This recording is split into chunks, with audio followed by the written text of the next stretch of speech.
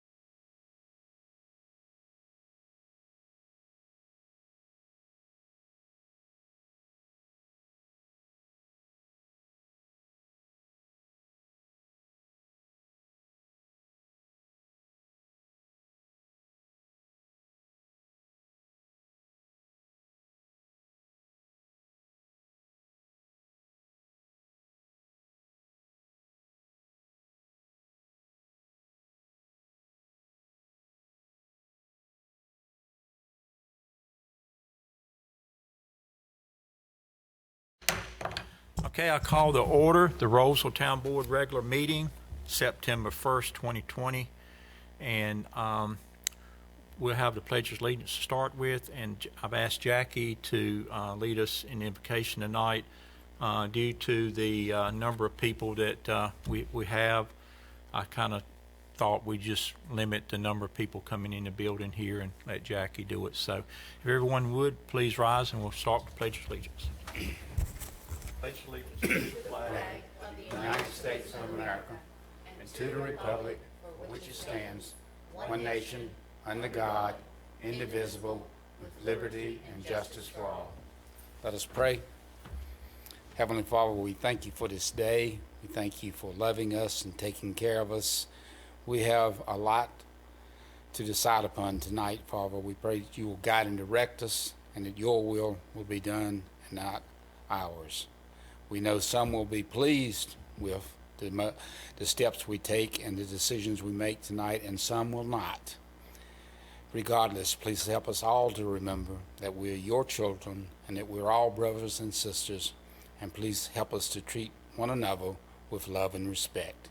In Jesus' name I pray, amen. Amen. Thank you. I think we need to give thanks that we got the video running too. So really, just everybody out there watching, we're starting the meeting about 15 to 20 minutes late because of a video issue here in the chambers. Wasn't able to live stream the meeting, so we had to wait to get that started. So thanks everybody that's waiting patiently, and we'll start off the meeting first with a review of the agenda or any changes anybody requests in the agenda for consideration. If not, I will entertain a motion. Motion to approve agenda. There's a second. Second. All in favor say aye. Aye. All right. Thank you, board. Appreciate that. Next item is public invited to be heard. I believe we have 2 or 3 to sign up. Robin, is that correct? Can we invite those 3 in? So just public, board knows, a little bit different tonight.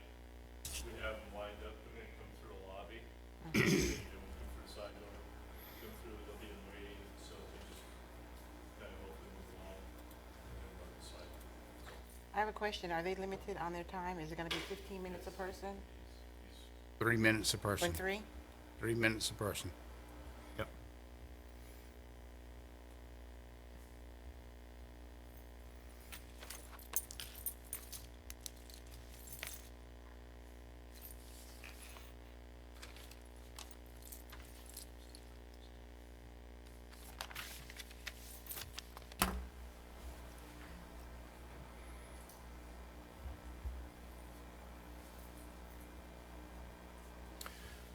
Okay, thank you very much. First one signed up is Curtis Rohrick. If you would, come step up, state your name and address, if you would, for the record. And we're limiting due to the number of people 3 minutes tonight, so appreciate you honoring that. Thank you. Yeah, thanks for having me, guys. My name's Curtis Rohrick. Good to be back with you. Last time I spoke to you, I spoke about traffic, and I gave statistics to back up my congestion concerns. I rattled off a ton of numbers. Then I left here and I thought it might be kind of hard to fathom the size of those numbers. So here's a comparison. Here are the sizes of our larger parking lots in the town of Rolesville. The main street parking lot is about 60 spaces. It's hard to get an accurate count because some of it's gravel. The park and baseball fields at Redford Place, 105 parking spots. Roseville Elementary School, 123. Sanford Creek, 136. Roseville Middle, 205. Now we start getting big. The Food Line Shopping Center, including Lowe's, Trace McGahee's, Ace Hardware, and all the other stores, 505 parking spots. Roseville High School, 819. That's our biggest in this area. Using that information, listen to this. The two neighborhoods already approved on Roseville Road, The Point and Kalis Falls, combined have just over 1,501 dwellings along a 1.5 mile stretch of road. Using the national average of 1.9 cars per household, this equates to 2,852 vehicles, new vehicles, additional vehicles to be added to the existing on a short section of 2-lane road. But what does 2,852 already approved vehicles look like? Well, if you add up all the parking spots I mentioned previously, that totals 1,953 parking spots.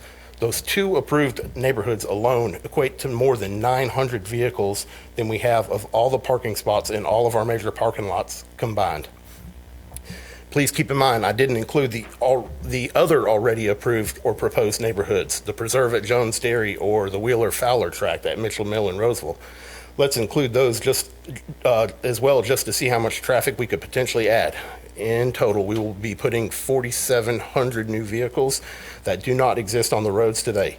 Even if we doubled the 1,953 parking spots that we have in Roseville, that's right, even if we doubled it, it still wouldn't be enough.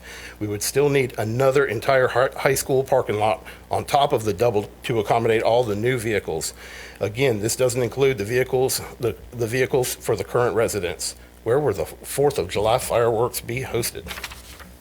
The community is already littered with residential development. The community is starving for a walkable downtown district for places to shop, eat, work, and play.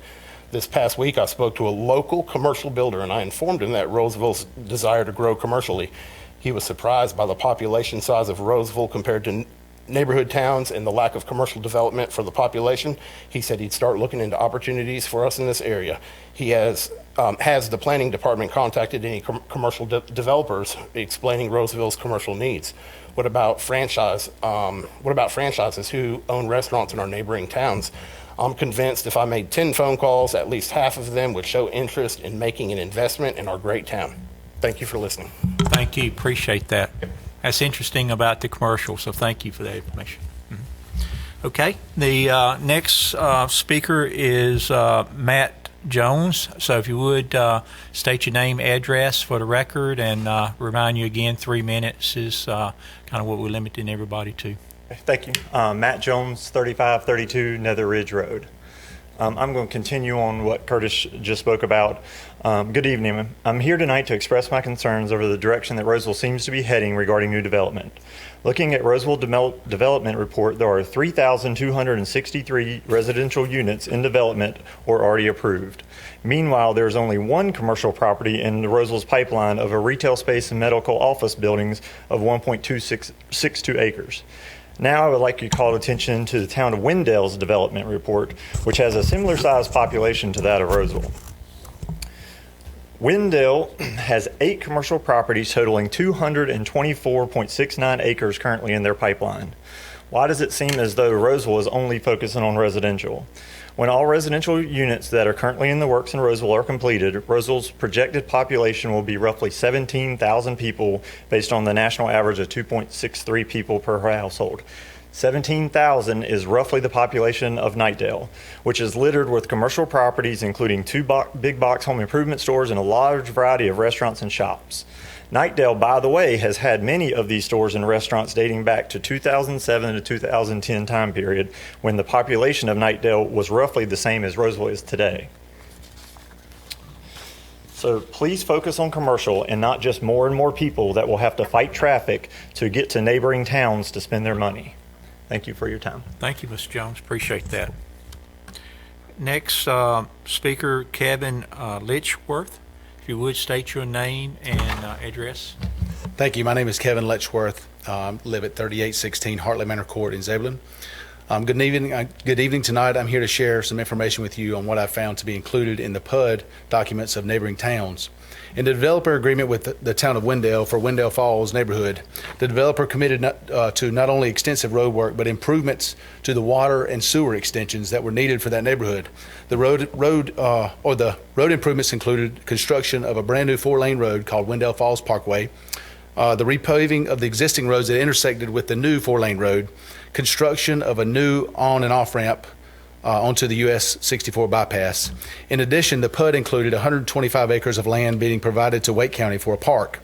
The developer spent millions of dollars on improvements at the cost of only 4,000 residential development units to profit from. That is just over 700 more homes than what Roseville has just recently approved. From our 3,263 residential units that are coming, what improvements are developers providing to the town of Roseville in these PUDs? The maximum density in the PUD of the entire Wendell Falls development was 3.43 units per acre. The PUD included a scheduled simultaneous building of residential and commercial by year. Wendell Falls PUD also included a maximum percentage of townhomes allowed on the project. We as a town need to figure out what other towns are doing to get these types of commitments from developers building in our community. Thank you for listening. Thank you, Mr. Letchworth. Yep, thank you. Appreciate it. Okay. I think that was it for public comments. Is that correct, Robin? Any more? Okay. We had none to come in over the computer for public comments. Okay, thank you. All right. Next item is the board liaison reports. Planning board is the first one up. Mayor Pro Tem Medley, anything to report? Well, I'm getting over to it now. Well, as you know, the planning board unanimously voted for 8,000 square feet. So I'll just leave that alone right now. And also, it was brought to the attention of the board that the trees need to be addressed. So they're going to be bringing that forward to us. Apparently, the trees are being planted too close to the sidewalks. Am I saying that right? I hope I am. And they're going to bring in a recommendation in regards to how that can happen. They may have already spoken to Danny, I'm not sure. But they're having a lot of problem with the trees, I guess, cascading over the streets. Sidewalk? Yeah. Is that an old issue or a new issue? They said something about placing the trees on the inside of the sidewalk was problematic. So, but I believe, Dave, there's going to be more details coming in regards to that. Madam Commissioner, the board referred that to staff so that Mr. Johnson and the planning department could investigate further and then report back to the planning board so that the planning board might be able to make a recommendation to the Board of Commissioners. Good. That was really it. Okay, good. Thank you, Michelle. Okay, Parks and Recreation Advisory Board, Commissioner Vilga. We met on August 26th and discussed the Rolesville ball fields, renaming options for that, since it's now gone into the hands of Rolesville itself. And they're going to work a subcommittee to try to come up with some names and ideas for that area. We're also updated on the farm 30% construction drawings. They're looking to target a January timeframe for town to review that right now. And The only other thing they had gone over was updates regarding the current programs that are being offered and the sports we have going on at this time, and their precautions they're following to make sure everyone is safe. And that's all I have. Thank you, Commissioner. Okay, Economic Development, Commissioner Sutton. Thank you. Believe it or not, I have no update at this time, other than the core team did meet. We were waiting for the governor's order to come out, so there will be more to come, more planning being done based on that, which came out today. We didn't know. It did come out today. It came out a week early, did it not? Exactly. So more to come on economic development. A lot of it was going to be based around that. Yeah, that's good. Good to hear. Evidently, numbers are turning a little bit more positive, so good to hear that he did that. And I think that actually gives us permission. You probably cover a little bit later, Manager, but I think it gives us permission to start thinking about opening our playground equipment up and stuff like that. So open up some more of this town stuff. So I think that's good. So I'm glad he did that. Thanks for the report, Sheila. Appreciate that. Public Safety, Commissioner Wilson, any report? Not really. I just wanted to get an update from Kelly on the fire proposal. We were looking at 5 people or 5 entities, and we were narrowing them down to 3. Has that been done? I think he's gonna mention that in his mayor's, his. All right, then we'll save it for manager's that. report, We'll save that for that. And with that, no report. Okay, is that right, Kip? You was gonna mention it in your manager's report. Okay, all right. Well, thanks. Appreciate that, Jackie. Thanks a lot on that. Okay, next item on the agenda is the consent agenda, approval of this consent agenda. There's 3 items on there. Item 4 and 5 should be omitted. We did not receive all the information for that. As you can see there, it was conditioned on receival of information that was not able to receive and review in time. So the 3 items is the approval of the minutes from August 4th, the City of Raleigh Utility Customer Assistance Program, and the budget amendment from Rolesville Chamber of Commerce. And as always, if any commissioner want to pull one item out or 2 items out and talk about it, we can certainly do that. And we will cover it under this consent agenda section and go ahead and vote on it. So how do you want to handle that? Do I have a motion? Make a motion to approve the consent agenda. Motion approved consent agenda. Is there a second? Motion a second. Is there any more discussion? All in favor say aye. Aye. Any noes? Not hearing any? Thank you very much. Thank you, Commissioners. Appreciate that. And that gets us to the public hearing section of the meeting. The first public hearing was legislative, case ANX 20-04, Mitchell Mill Road Investors, LLC, volunteer annexation. I know we had reached out to them a couple of times, knowing that the meeting tonight would be a lot of people trying to regulate, safely regulate the meeting tonight to get everybody heard. That we had kind of hoped that we wouldn't have to handle both public hearings tonight, and the developer did request to continue the public hearing to October the 6th. And this is accommodate the R3 public hearing, and also will be additional 2 other Kalis Farm items ready for the board consideration on October 6th. And I kind of like that. I think doing this this time that we have to deal with in space and also limitations, that it's good to combine as much of these things that we can. So I'm kind of liking that we'll handle all of this on October the 6th from Kalis Farm. So we're going to continue that. And Attorney, does that require a vote for attenuation, or we just continue it? Yes, Mr. Mayor. That should be a motion and a vote. Okay. So can I have a motion to continue that? A motion to continue the public hearing on ANX 20-04 until October the 6th. Okay. Second. Is there a second? Second. Thank you, Sheila. I hear a motion and a second. Is there any more discussion? If not, all in favor say aye. Aye. Any opposed? Thank you. Appreciate that, Commissioners. Now for the next public hearing. It has to do with case OUD TA 20-01 Unified Development Ordinance Text Amendment, R3 zoning, to add single-family dwelling units as public use. I think we have talked about this several times in chamber, leading up to now. So I think we're pretty familiar with this case. And before I open the public hearing, I will make some comments that our responsibility is try to keep everybody safe. At the same time, we want to have everybody heard. So we've offered several avenues for that, including you can send comments in. But we're going to take actual live public comments tonight. Our center inside is limited to a capacity of 18 people, and we know that.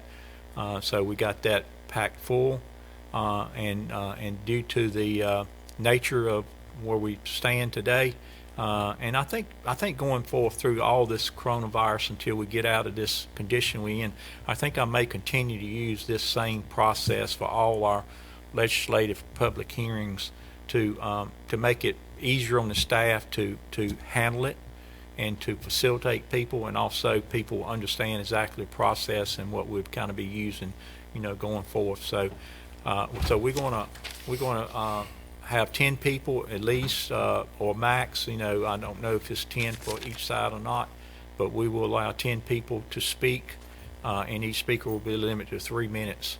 So with that, I will open the public hearing, and I will ask for a introduction from staff or a staff presentation.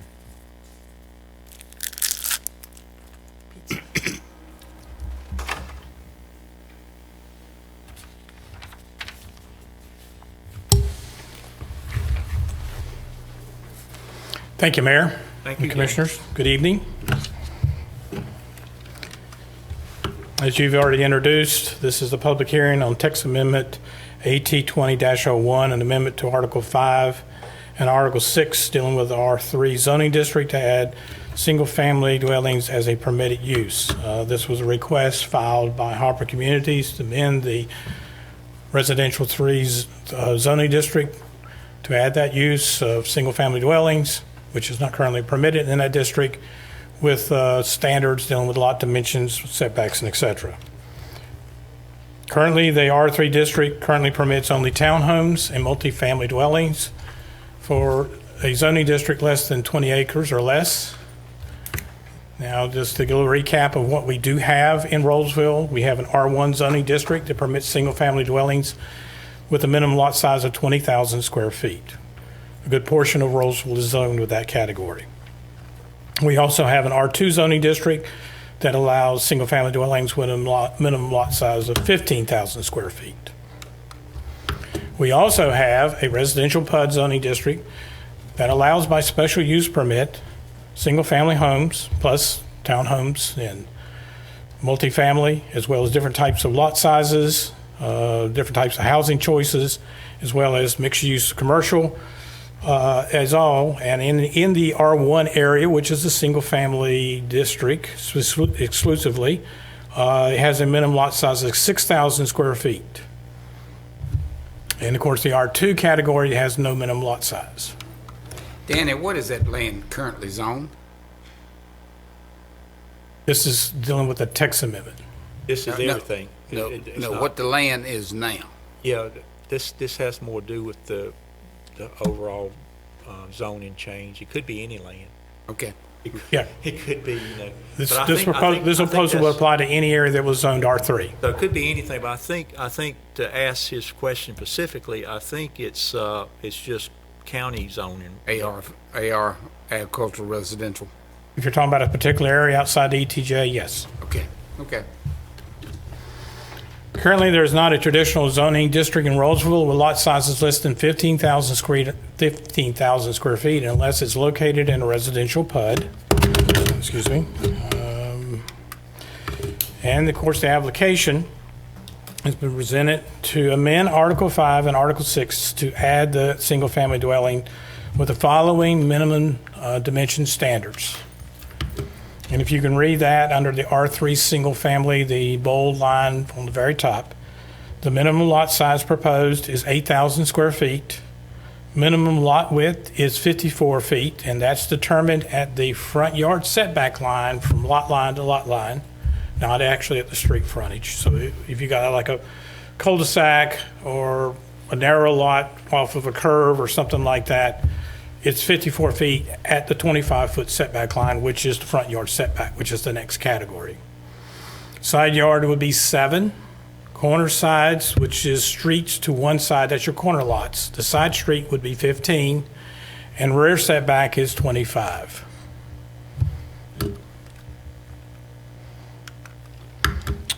We did conduct a study comparison of the study of dealing with other communities with additional zoning districts with less than 10,000 square feet or less, minimum lot size. Cary, Mooresville, Raleigh, Wake Forest, and Wendell have a traditional zoning district with a minimum, of lot size of 6,000 square feet or less. There's some that do actually are less. Zebulon and Holly Springs, smallest minimum lot size for one of its zoning districts is 8,000 square feet. That's the smallest they have. Gardner has a minimum lot size for one of its districts of 9,000 square feet. And Fuquay-Varina has a minimum lot size for its smallest district of 10,000 square feet.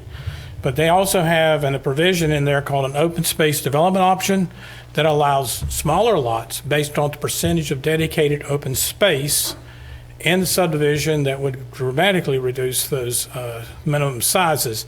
But it does not increase the overall maximum density that is allowed at 1 per 10,000. Danny, if you'll go back to the 8,000 square foot slide. Yes, sir. Does that have a open space requirement? It may have some. I didn't go into that detail of the zoning classification. I mean, like our open space requirement is separate from the zoning district, but I can look into it to answer your question. They may have something. I do not know. But the proposal is 8,000 square feet with no open space. The proposal in the text amendment is 8,000 square feet. It still will have to meet the 10% open space requirement under our subdivision All right, regulations. with 10% open space. For Rolesville. Right. At least, at a minimum. They can do more. And the percentage for townhomes is a little higher. It's 15%. Okay. So this proposed text amendment for the R3 district is 8,000 minimum square feet, which is larger than 6 other municipalities in Wake County, and is the same as Holly Springs and Zebulon. So the Rolesville Comprehensive Plan encourages revision to the Unified Development Ordinance when the current standards are not following current demand and practices of the need of the community. The proposed text amendment will address such condition of the UDO and serve in the public interest. The change is consistent with the Rolesville Comprehensive Plan to allow provisions to be revised to the town's UDO R3 district to add single-family dwellings with minimum lot size standards that are similar to surrounding communities. Our staff recommendation is approval of UDO TA 20-01, which makes the necessary statutory findings, because you have a resolution adopted in your packet that does that, and recommend to the Town Board of Commissioners to approve. And with that said, I'll turn it over to the chairman of the Planning Board to present the Planning Board's recommendation.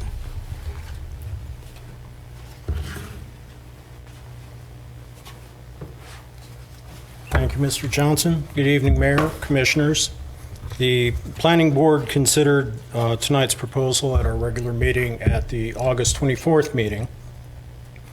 And the Planning Department was kind enough to include our draft minutes of the discussion so you could see for yourselves. And as noted in here, the board did vote that UDO TA 20-01 amendment, Article 5 use and dimensional standards, and Article 8 supplementary district standards, Section 6.5 R3 residential district. We thought that the request was reasonable and in the public interest, and the change was consistent with our town's comprehensive plan to allow provisions to be revised to the UDO's R3 zoning district to add single-family dwellings with minimum lot dimensional standards that are similar to surrounding communities. and give an option for the R3 zoning district for something besides apartments and townhouses.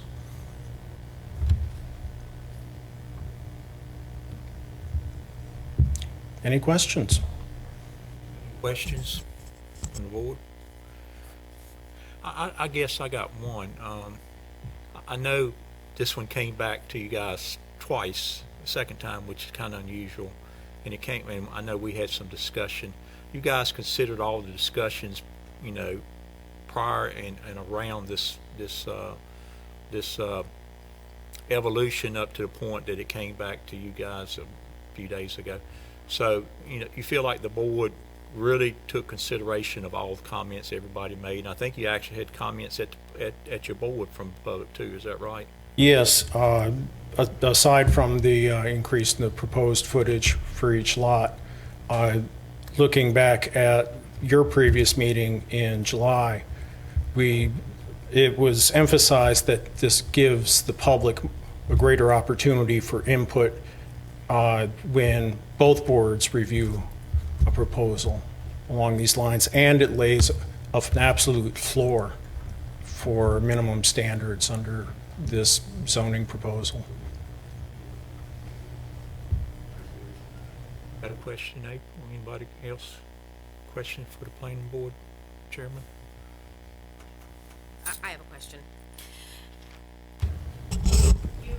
Danny read, I believe, that the Rolesville Comprehensive Plan encourages revisions of the UDO when the current standards are not following current demands and practices of the needs of the community.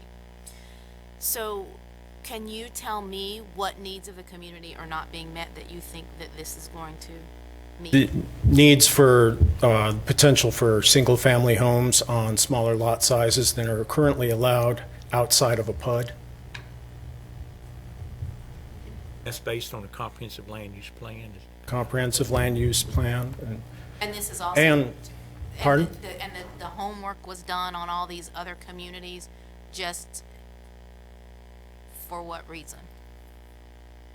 I think Mr. Johnson could handle that one.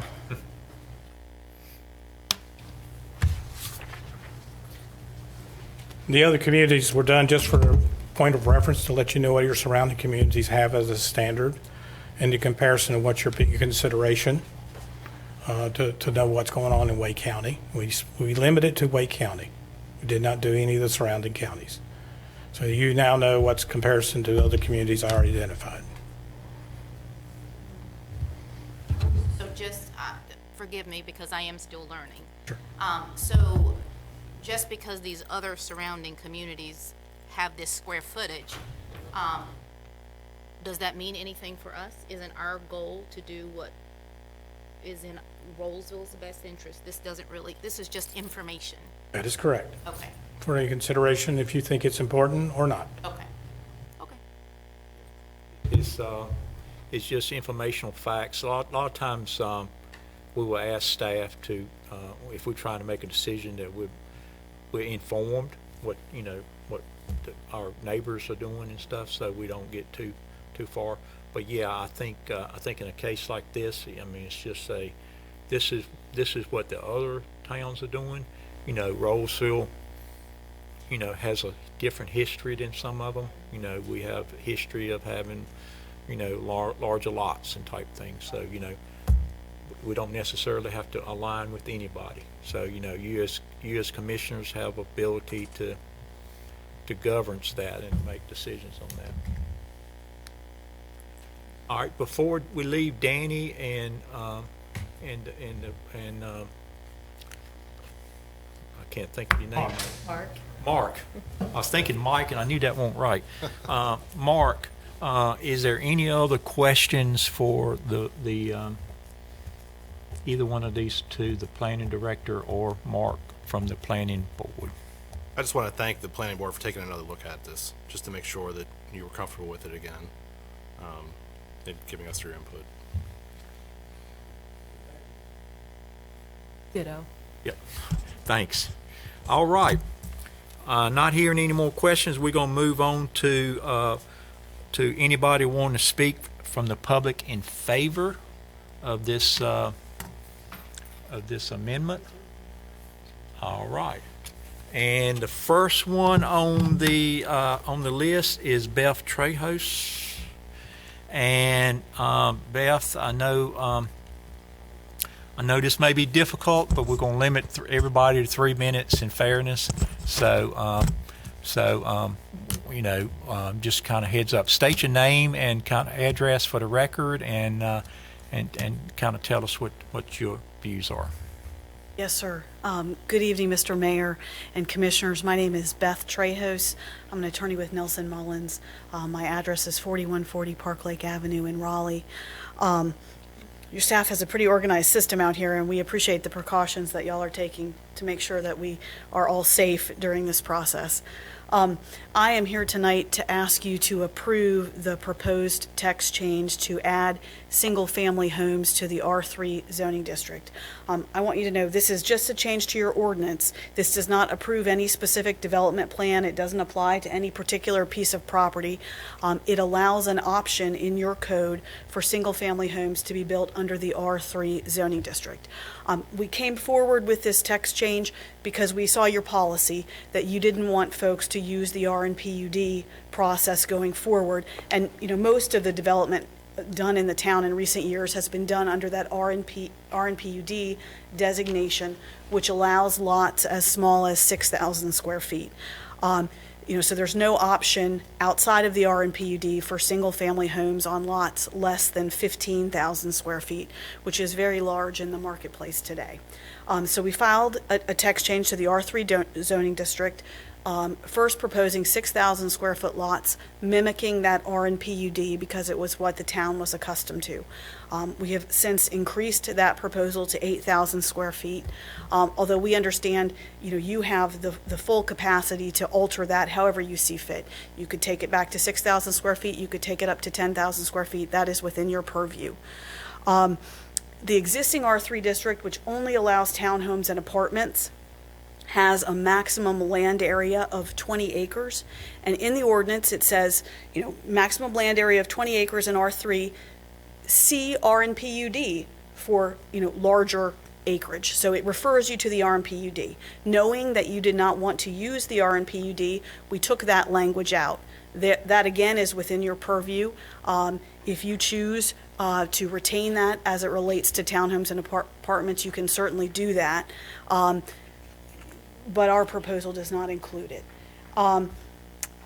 Any landowner that wants to develop under the R3 district would have to come to you for a zoning case. There are only 6.5 acres zoned R3 in the town of Rolesville today. You may decide that R3 zoning is appropriate in some areas and not in others, but you will have the opportunity to review every proposal, be it 20 acres or larger, and determine whether it's appropriate. Through this process, your professional planning staff has recommended approval of the text change. Your planning board has twice recommended approval of the text change, and we are hopeful that you will approve it tonight. I know that this process is a little bit strange, but we are here. We might be outside in the parking lot. If you have questions for us beyond this, we would, be more than happy to come in and talk with you. We may not be able to hear you. I'm not sure how that's going to work exactly, but if you could send someone for us, we'd appreciate that. Thank you, Beth. I appreciate that. Thank you. The next speaker is Bill Hurl, and if you are there, step up and state your name and address for the record, please. And I will remind 3 minutes is the limit. Okay. My name is Bill Harrell, and I'm with Hopper Communities, 2403 Medway Drive, Raleigh. I'm sorry, what is your role with them?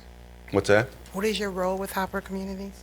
I'm the local development partner here in town. I was born and raised in Eastern North Carolina. I've been here 20 plus years. So. Without the RNPUD district, which is discouraged by town board policy, Rolesville is an outlier. I'm aware of no other city or town in Wake County that only allows single-family homes on greater than 15,000 square feet. In my opinion, as someone who studied land use planning, worked as a local government planner, and now develops residential property right here in the Triangle. Smaller lots are widely accepted because rising land prices in Wake County have significantly increased housing prices. Many jurisdictions, including Rolesville, require the dedication of open space and recreation areas outside of lots for use by community residents, and because many homeowners simply prefer smaller lots. Lot size does not directly impact home size. In other words, a home on a 6,000 square foot lot will not be half the size of a home on a 15,000 square foot lot. You can see this in Carlton Point and also the villages at Rolesville, where there are existing homes on lots between 6,000 and 8,000 square feet today. Development brings with it improvements to infrastructure that would otherwise not be made. Developers extend public water and sewer to serve developing properties. These public utilities are safer than wells because they are not subject to the radon, uranium, and radium recently found in some Wake County wells. Density is required to fund this infrastructure. Developers widen roads. We install turn lanes and pay for traffic lights in relation to their impact on transportation systems. Development pays significant impact fees to allow for additional transportation improvements, recreational amenities, and open space preservation for the town of Rolesville. Development creates more residents and taxpayers for the town of Rolesville. Hopper Communities wants to work with Rolesville to find a minimum lot size that is acceptable to the town and achievable from a development perspective. We moved from 6,000 square foot lots allowed today under the RPUD to propose an 8,000 square foot minimum lot in your R3 district. You may prefer a minimum lot size to be 9,000 or even 10,000 square feet. I would ask that you approve tonight the text amendment to allow the single-family homes to be allowable in the R3 zoning district. Thank you. Thank you, Mr. Earl. Appreciate that. Okay. The next speaker is Jenny Wheeler. Jenny, please state your name and address for the record, please. My name is Jenny Fowler Wheeler. My address is 7928 Sutton Court in Raleigh. I support the addition of single-family homes to the R3 zoning district and ask that you vote yes to approve this text change. At the last council meeting, one of the commissioners said, Wendell Falls has got it going on. So last week, I drove over to Wendell Falls, and I concur, it is impressive. I followed the signs to the model homes, and I spoke with the on-site agent with Capital City Homes. I asked, what kind of buyers are you attracting? He said, first-time buyers, last-time buyers, and everything in between. I said, what are their thoughts on the lot sizes? The majority, he said, are seeking smaller lots, and they're thrilled with the larger homes. I then asked, if you don't mind, what are the lot sizes that you have here? He said, our smallest lot size is 6,500 square feet, and our largest lot size is 8,700 square feet. And then I said, well, how are they selling? He said, faster than we can build them. I believe the time is now for Rolesville to attract the home buyers that we are losing to Wake Forest, Wendell, and Zebulon. Develop the residential, and the restaurants, retail, and commercial will follow. Where would Rolesville be right now without Granite Falls, the villages of Rolesville, Cedar Lakes, Carlton Point, and more? I know that the council values, appreciates, and respects the time that the Rolesville Planning Board has spent reviewing and discussing this text amendment, as well as their unanimous vote twice to approve, and I ask you to approve as well. Thank you for your consideration for approval. Thank you, Jeannie. Appreciate Excuse me, would you give me those lot sizes again in Wendell Falls? Yes, sir. The smallest lot, 6,500. The largest lot, 8,700. Thank you. Thank you. Thank you. The next speaker, Steve Wheeler. Good evening. Good evening. My name is Steve Wheeler, 7928 Sutton Court in Raleigh. I'm here tonight to speak in favor of this text amendment. allowing single-family homes in your R3 zoning classification. My family is a multi-generation landowner and farmer in the Rolesville community. They still farm in the immediate area. What happens in Rolesville matters to this family.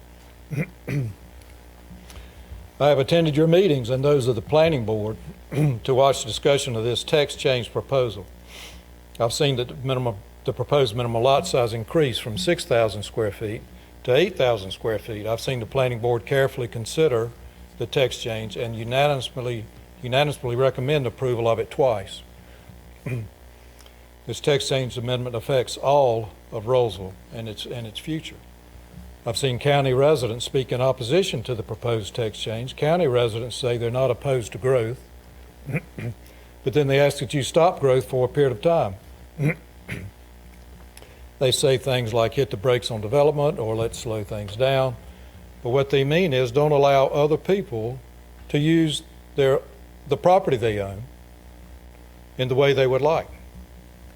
What they mean is to curtail the use of other people's property for their own benefit. My family and I believe in free property rights. We've never opposed development on another person's property, even as homes were built right up against our existing farm. Things change. We all have to change along with them. There are other area property owners that agree. I have letters from some other area property owners that I'd like to pass around. You may already have them in your email. Yeah, if you would just leave them on that corner, that Yeah. we'll get those. I'll do that. These property owners, letters from Sue Scarborough Tucker, Betsy Scarborough Wilkins, the Moody's, all in support of change. We believe the proposed text change represents a compromise, 8,000 square foot minimum lot size rather than the 6,000 square foot lots originally proposed and allowed in the R-PUD district, which we were discouraged from using, and recently approved in in new neighborhoods, some of those on Rolesville Road and Averett Road. 10,000 square foot lots may also be acceptable. It's in your hands to establish those guidelines for the future growth of Rolesville. You could do that here tonight to settle this matter. Thank you. Thank you, Mr. Wheeler. Is that my time? Yep. Thank you. Appreciate that. Thanks a lot. Okay. I think the next speaker is in public in opposition. Yep, I see a nod out there. So Brian Campbell, if you would step up and state your name and address, please. Good evening, everyone. My name is Dr. Brian Campbell. I'm residing at 3621 Nether Ridge Road. First off, I'd like to let the board know that we've come prepared and organized tonight. To prevent redundancy of the same comments, we'll limit our speakers so that each can focus on a specific concern we have with this text amendment. I have the privilege of introducing you to our group. You couldn't have asked for a better sample of people who have helped make the community of Rolesville what it is today. We have lifelong residents, newcomers like myself, my family. We moved here about 6 months ago from the Wake Forest area that has some of these higher densities as well. Older individuals, young professionals, and everything in between. Some of us have inherited our land. Many of us worked hard to pay for the property that we call home. For some, it may be 10 to hundreds of acres. For others, it may be only a few, or to some of these smaller property sizes. With all this diversity, there's one common denominator that brings us together and in front of you tonight in unanimous agreement. The text amendment being presented is a danger to the town of Rolesville and to its residents. As you listen through to our speakers, I ask that you please keep this in the back of your mind. You are representing your citizens, especially the ones who have come forth tonight expressing legitimate concerns for our community, the same one you all live in as well. In the words of Mr. Dave Neal, our town attorney, this is a policy decision, one of which you do not have to say yes to. This text amendment request exposes many unreasonable terms that do not have the public of Rolesville's interest in mind.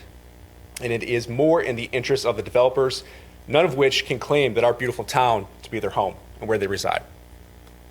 I'd like to also mention, and I'm sure you're well aware of, that our neighbors in the town of Wendell just voted no in the past month to a development of similar density as the text amendment we are discussing tonight.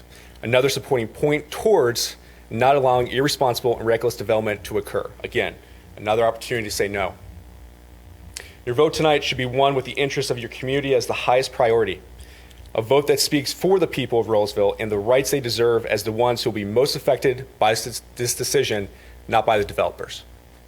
On behalf of our scheduled speakers, your community members, we thank you for your service and for listening and understanding to the community of Rolesville you represent. Thank you very much. Thank you, Mr. Campbell. Appreciate that.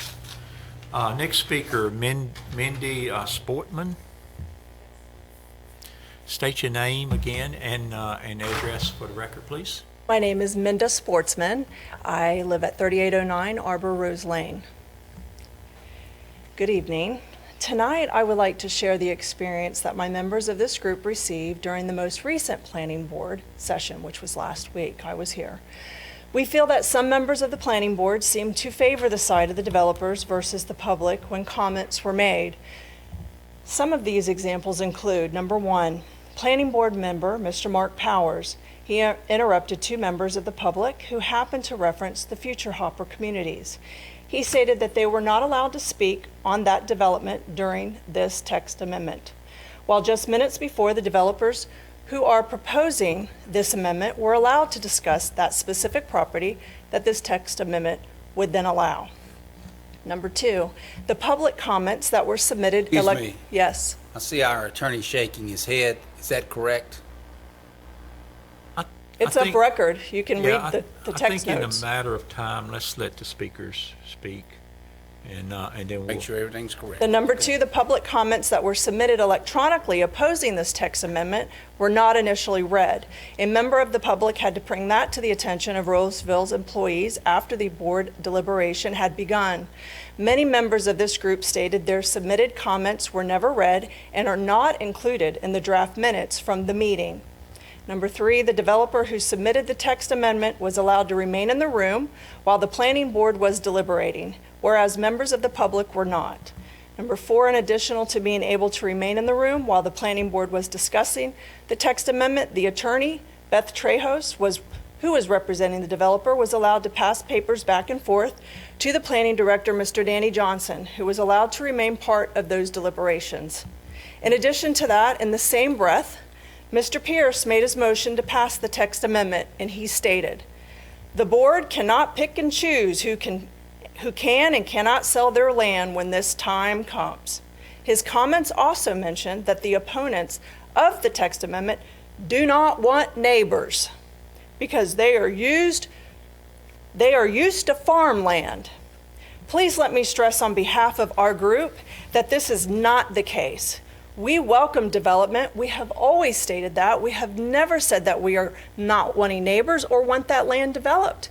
We're talking about the density and if it is reasonable to the area.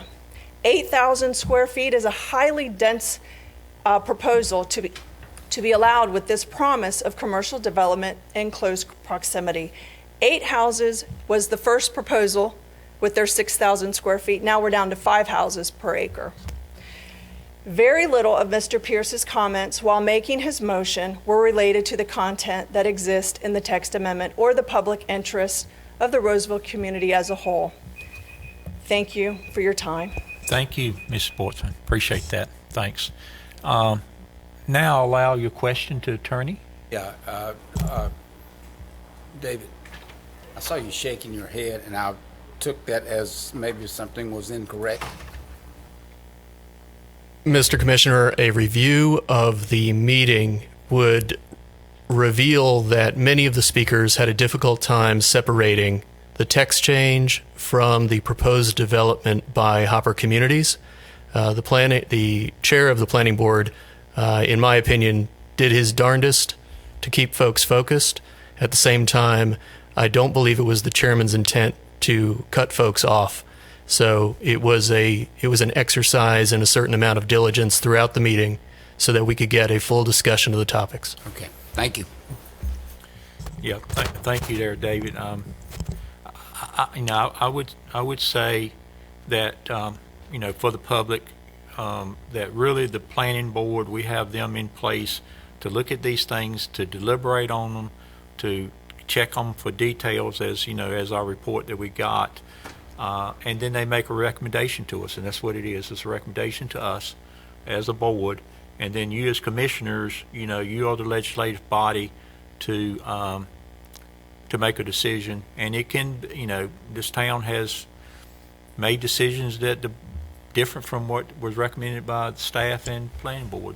Jackie, I know you've been here a long time, and I have too, and it's happened. So that's the purpose of the planning board. They do a great job, as Commissioner Vilga said, and I think we take it for what they provided us as a recommendation. Okay. So with that, I the do want to next say speaker. something. I'm sorry, Ronnie. I just want to say one thing. She made reference to the public comments. I think because we're in such a new, uncharted waters when it comes to these meetings where people are usually here to say what they have to say, I don't think it was intentional that those comments weren't here initially, but there were 15 of them that were brought to our attention, and all 15 of them were read before any final decisions were made. Right. So it was just an oversight, unfortunately. Maybe there was no room for oversights, but things do happen. But they did apologize for it, and they were read. And there were, like I said, like 15, and they weren't really short. I even called Kelly asking if that was the protocol, if they should have had those before the meeting, and that's not something that is usually done, because I guess, like you said, Michelle, this is all new. So I did want to point out that that it was not intentional that they did. Yeah, and commissioners, just keep in mind that and David, you help me on this, but the task of the planning board is not political. They're not a political organization that should take political things like that, but they can consider it. But really, they are a technical board. They look at our land use plans versus our ordinances versus our taxes, and they're supposed to make good recommendations based on what we have created with the legislators. What we have created, they're supposed to make good decisions based on that. And that's kind of what we look at from them is, does it fit what we have said we want to adhere to? Is that pretty close to being correct, Dave? Spoken very well, Mr. Mayor. It's also worth noting that the planning board does not meet in a public hearing setting. An opportunity to hear from everyone in the community was a product of the remand process, so that it was an informal structure where the chairman needed to limit the discussion to the technical question of the text change to the best of his ability while still getting enough information for the members of the planning board. Gotcha. Okay, thanks. Any other comments from the board before we move on? Any more? Okay. Next speaker is Kristen Weirless. Did I say that right? Wheelis. Yes. Okay, thank you. State your name correctly, please, and also your address, if you don't mind. Okay, Kristen Wheelis, 3629 Nether Ridge Road, Zebulon, North Carolina. A great segue to actually what I'm just talking about was the discussion you just had. So, good evening. Thanks for listening to our concerns tonight. As you recall, and has been stated before, at the August 4th Town Board meeting, the motion passed to send this text amendment back to the Planning Board, as there were concerns that the Planning Board had not been previously informed of the complexities regarding this text amendment. We did not feel that your objectives as the board were met during the last planning meeting. The first request you made to the Planning Board was to watch and review the special working session held on July 24th. The main concerns I saw from that working session were the public appointed commissioners do not want lot densities less than 10,000 square feet, and the commissioners want the UDO's PUD requirements to require mixed-use commercial. The second request that you made to the board was to review the public's concerns. The public's concerns from the August 4th meeting include, number one, request to pause on approval of additional residential units until we can see the consequences of the enormous amount that is already in the pipeline. Number two, and this is important, it has not been mentioned yet tonight, this text amendment is removing the 20-acre maximum currently governed under R3 development in this text amendment. There would be no maximum 20 acres. It could be unlimited acreage. So I think that's important to call out because it hasn't been stated yet tonight. Number 3, there are no design, no encroachment, no parking standards being added to the new R3 single-family homes that govern single families in R1 and R2. Another point that I haven't heard tonight. And number 4, the traffic concerns that higher density populations will bring to Rolesville and the surrounding communities. The third request that you made was to provide specific feedback regarding the planning board's concerns with this text amendment. I think some of the items that were mentioned were safety issues, lots too small, etc. If you missed watching the planning meeting online on August 24th, you can see by the minutes in your agenda packet the items previously mentioned were not addressed by the planning board. There were several attempts made on behalf of Mr. Davian Cross to engage other members in discussion about lot sizes and the request to pause residential development. With the exception of a few comments from Mr. Jim Schwartz, there was no engagement from the remaining members of the planning board to discuss any of the concerns that I've mentioned tonight. No discussion whatsoever of the special working session held by the town board or the concerns of the citizens. The first comments made by the planning board member, Mr. Frank Pierce, during his motion to approve the text amendment at 8,000 square feet, only had to do with his seniority on the board, which is not relevant, the landowner's rights to be able to sell their property, not the actual content of what is being proposed in this text amendment, or what is in the best interest of Rolesville and the surrounding community. He also stated, and I'm quoting, "The planning board is only an advisory board to the town board. The town board has the final say, and it is their decision to make." I think you guys all know that. While I obviously agree the planning board is an advisory board, that statement minimizes his perception of his responsibilities as a member of this town's planning board. All members need to understand that it is their due diligence to perform, their due diligence with every single item they're asked to review and approve to ensure the town is making the best decision possible. So in closing, I ask that you please perform your own due diligence regarding this text amendment because we do not feel that the planning board thoroughly vetted all the concerns that we have. Thank you, Ms. Sweeten. Thank you. Appreciate it. Thanks. Next speaker is Craig Milton. Name's Craig Melton. I live at 3700 Netheridge Road, Zebulon. I'm here tonight to restate the most concerning issues our group has with the proposed text amendment, which are as follows. The allowable square footage of 8,000 being proposed would allow high-density populations to be developed on property where commercial development is not in close proximity. The removal of the 20-acre limitation for townhomes and apartments that exist today would allow unlimited acreage multifamily developments. No design encroachment or parking standards. There are no design encroachment or parking standards for the new R3 single-family homes that R1 and R2 single-family homes are currently governed by. Thank you for your consideration. Thank you, Mr. Milton. Just one follow-up. I think we've heard that twice. We do have subdivision standards that has to apply to this as well as the rest of them that deals with all these subdivision standard issues. Is that right? In the UDO, there are different articles from parking to landscape buffering requirements. And inside the R3 district dealing with multifamily, there are specifications about setbacks, spacing, parking, spacing of driveways for out in front of the garage, et cetera, et cetera. It is design standards. It is not part of this text amendment because it's already in the code. That's right. It's the same as being any other subdivision. In any zoning classification that has those use permitted. Right. So, just because you don't see it stated here, I don't think we can say it doesn't exist because there are standard ways to build subdivisions that's across the board. Don't matter, if it's 15,000 square feet or 8,000 square feet or whatever. There are standards that goes with that. So, and Ron, I will say that I think that was where the disconnect was because I just think, in my opinion, that people were looking for all of those details in the text amendment, and that wasn't the place for it. Right. So, that's right. And that's where a lot of. But I also think, I harp on education of the public. We're not planners. And so if we're going to allow the public to be present and someone has a question, we need to make sure that we're clarifying that we're dealing with just the zoning and then add the education component about the subdivision. Yep. I think that helps to clarify. And I think that onus is on us when we're in those meetings to clarify. I mean, I don't have all the answers, but obviously we can defer to planning for that. But I think that's critical because when people have a better understanding, we have, a better process. Yeah, and I think we're doing a little bit of that right now. Exactly. Thank you. Thank you, Sheila. That So, needed to be said. So appreciate that. Next speaker is Michelle Rohrick.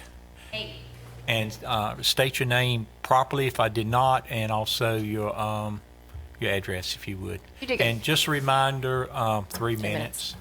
Okay, so my name is Michelle Rohrick. I live at 3624 Netherridge Road, and I can promise you I have read that UDO, I'm going to say hours and hours and hours in the past month or two, and I can promise you that the design standards that are in R1 and R2 are not in that R3 document, and they will not. The same things I mentioned about the pools and the houses being not aligned, sidewalks not having to be congruent to each other, they are in there, and I can promise you that. Okay, but not what I was going to talk about tonight. I want to talk about how we got here. So the developers admitted they wanted a planned unit development, right? On discovering that the board put those on hold, they got a little crafty. So this TA submitted tonight is their attempt to turn Rolesville's own UDO into their very own PUD agreement. If this text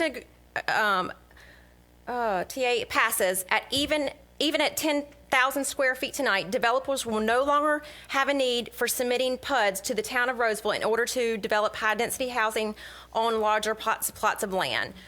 Once a piece of property is zoned R3, developers will have the same benefits of the developing higher densities that would exist to them today through a PUD. At your July 24th meeting, you discovered that, hey, maybe PUDs aren't so bad, but just not the PUDs that we used yesterday. You wanted PUDs that had a similar look and feel to that of Window Falls, for example, where commercial development is required. Hopefully you saw the email where I sent you a text amendment that would require mixed-use commercial in a PUD submission. But commissioners, that is not enough. Tonight, after you all vote no to this text amendment, let's fix the actual problem. I suggest that someone make a motion tonight to schedule a community-involved working session held for 2 hours on the first Saturday of October, November, and December to work on a TA to update the requirements that must exist in a PUD agreement to fix our issue. I will be there. I'm betting Davian Cross would like to participate. Maybe someone else on this board would love to participate, but I would love to be there, and I would love to make a difference. We'll pull up the neighboring town UDOs and check out their requirements. We'll pull up bits and pieces from each one of those that we think that would benefit our own town. Just some suggestions I heard tonight in the general comments from the Window Falls PUD were maximum densities. Theirs was listed at 3.43. The text amendment tonight, the maximum density is 5 units per acre, so that's even more than what the Window Falls has. That's just an example of why this you can see that they're trying to use this text amendment to make their own PUD. Required dedication of land to the town for amenities, minimum open space percentages, maximum percentages of multifamily units allowed, a schedule of required development of commercial and residential so that we don't find ourselves in the same situation as I think it was the Villages of Roseville, where I believe commercial was promised but never happened. And this wasn't in Window Falls, but I believe Mr. Jackie Wilson said it at one of these meetings. Developer-funded traffic studies that are performed by a town-appointed engineering firm so as not to bias the developer but has the best interest of the town. Let's fix the problem. Thanks, guys. Y'all have a good one. Thank you. Appreciate that. Good job of meeting the time there. Thank you. I just made it. Curtis Rohrick. State your name and address, please. I think we've seen you recently. We see him. Saw him before. Curtis Rohrick, 3624 Nether Ridge Road. Starting off, my name is Curtis, and I work for the City of Raleigh in the Developmental Services Department as a building inspector. As I'm sure everyone here can attest to, as a government employee, I attend far too many meetings. In our meetings, I keep hearing the same common topic, that the fact that Raleigh is now landlocked on all sides and they can no longer grow out, only up. The new construction is still being achieved, but usually at the cost of demolishing an existing building or structure. Why am I speaking to Town of Rolesville about City of Raleigh affairs? Because developers are searching for more land to build on, and they are having to look outward to claim it. Developers want to build and make money. People want to buy homes, and towns want to grow. People of Rolesville, the growth is here. What does that mean? As we sit here, do me a favor. Think of a community outside of Rolesville. Think of one that you consider to be awesome. What comes to mind? Is it a large-scale development like Window Falls with a plethora of shops and parks and activity centers and trails, etc.? Or perhaps you have a vision of a community like Heritage or Hazentree or Wakefield, where the developer brings in a golf course in with it as well and the commerce is booming. Face it, Communities create names for themselves. If I say Wake Forest, Cary, Apex, or Holly Springs, everybody typically agrees those are attractive, beautiful towns. But I bet you can also think of a town that isn't, whose surrounding areas do not look like your vision or a place you want to live. I can't know your vision, but I can guarantee you this. It's beautiful. It's green. The landscape is maintained. Homes are built to a high quality and pleasing to the eye. And as elected officials, I'm sure your visions are the same as the visions of the taxpayers who elected you to make it happen. I bet there is not one person in Rolesville that says the rendering of the Main Street Vision Plan is ugly or not desired. For the most part, we all think alike. We all agree on what we want this town to look like. Know what's awesome? The best part of it all? You get to decide. What does the board envision? What do you want Rolesville to look like? Does tonight's recommended text agreement coincide with that vision in your mind? I would guess not, because for us, it doesn't. We see Rolesville being the community everybody wants to live in, a town that offers a variety of living options to meet all the diverse living desires of this community. Not the town of high density population that reaches far to the edges of the town's limits with no access to walkable commerce or amenities or that attract that type of living. We want high-density residential downtown commercialized areas and less density population on our outer edges of town. As the comprehensive plan states, Rolesville wants quality over quantity with limited locations for multi-family units. I will say it again, Raleigh is out of land. The developments are coming, and they will continue to beat on Rolesville's door. So this is my recommendation. Be patient. Be picky. Wait not for something good. Wait for something great. Wait for something worthy of your vision for your community. It may not be the next one or the next one, but it will come. We need to develop our precious land resources wisely. Tonight, I am asking you to motion to reject this ridiculous text amendment, which will take away your ability to choose what you want for Rolesville's future landscape to come. Thank you. Thank you. Appreciate that. Next speaker, Ed Roundtree. Welcome, and if you would step up and state your name again and your address for the record, please. Yes. Good afternoon, Mr. Mayor and Commissioners. My name is Edward Roundtree. I live at 3820 Heartland Manor Court. I'm here in opposition to text amendment TA 20-01. I'd like to reiterate, as the previous speakers have before me, that I'm not against development. We just want careful, considerate development. And the biggest issues that we have with this proposal is the density in terms of traffic that it could potentially create. So I'm not going to give more statistics and data, because I know you all had probably your stomach full of that tonight. But what I will say, that I stand here tonight and I support the previous speakers in opposition to TA 20-01. And I'd like to make a motion to vote against TA 20-01. Thank you, Mr. Roundtree. Appreciate that. You're welcome. Appreciate your comments. Next speaker, Gail Stallings. Welcome, Gail. Nice to see you again. Nice to see you again, if too. you would, state your name and address again for the record. My name is Gail Stallings, and my address is 1512 Rolesville Road. I'm going to make this real short, sweet, and simple tonight. I would like to say I'm here tonight to say I stand with tonight's speakers in opposition to the text amendment 20-01. I am requesting the board members make a motion to vote against the text amendment 20-01. We would appreciate your consideration in this matter, and we appreciate your service and time that you give to our community. Thank you. Thank you, Gail. Appreciate it. Thank you for coming out. Sorry. Next speaker, Greg Jones. Good evening, Mayor and fellow commissioners. I'm Greg Jones. I reside at 6141 Robertson Pond Road, Wendell, that we've heard a lot about tonight. I'm a lifelong resident of the heart of all the surrounding communities. I was born and raised just up from Roseville Road, about 5 miles north of Duke's Crossroads. I spent a great amount of my time as a child coming to the stores in what was downtown Roseville back in the day, and watching the men play pool and watching the Ravens work on cars, and just amazing how this town has exploded with growth. I come to you tonight as a lifelong resident of Wake County of over 50 years. I'm also a property owner on Mitchell Mill Road and a candidate for Wake County Commissioner. I stand deeply concerned that the town of Rolesville is considering modifications to the current UDO, which will greatly impact the quality of life of the rural property owners outside the corporate limits of Rolesville. I represent a large number of property owners who are very well organized, and they share my concerns pertaining to high-density developments that are being approved and permitted by local municipalities throughout Wake County.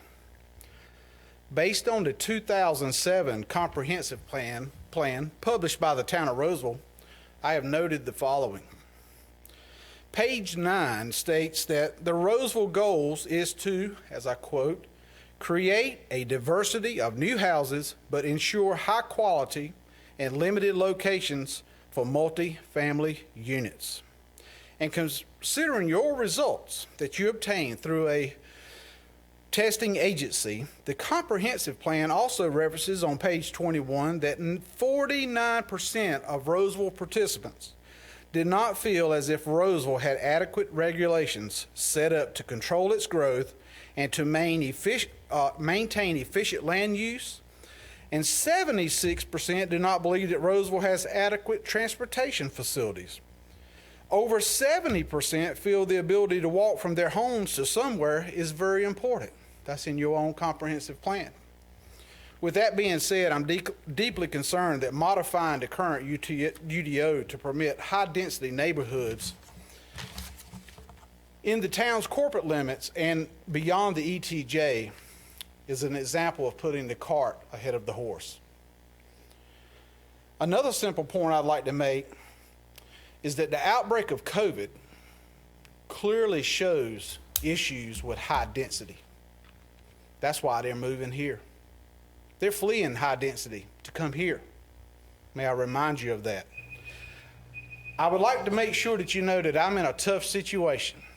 By being a lifelong member of this area, I have friends on both sides of this fence. I will lose some votes tonight. I will gain some votes tonight. I can assure you of that, along with friends. But I must take a stand, because if we don't stand, as the song says, we'll fall for anything. I strongly urge you. Jones. I think his time expired. Thank you very much. I strongly urge you to consider this tonight. Thank you very much. Appreciate that. Thank you for coming out. And the next speaker is Brenda Gould Owen. Hope I pronounced that right. If not, correct it for me and state your address, please. Okay, I'm Brenda Gould Owen. I live at 3808 Taviston Court, and that's Wake Forest, right off Rolesville Road. Thanks for having us here. I'm the last speaker, so I'll keep this short. But in summary, we just want to ask you, members of the board, thank you for hearing us and taking, our voices into consideration.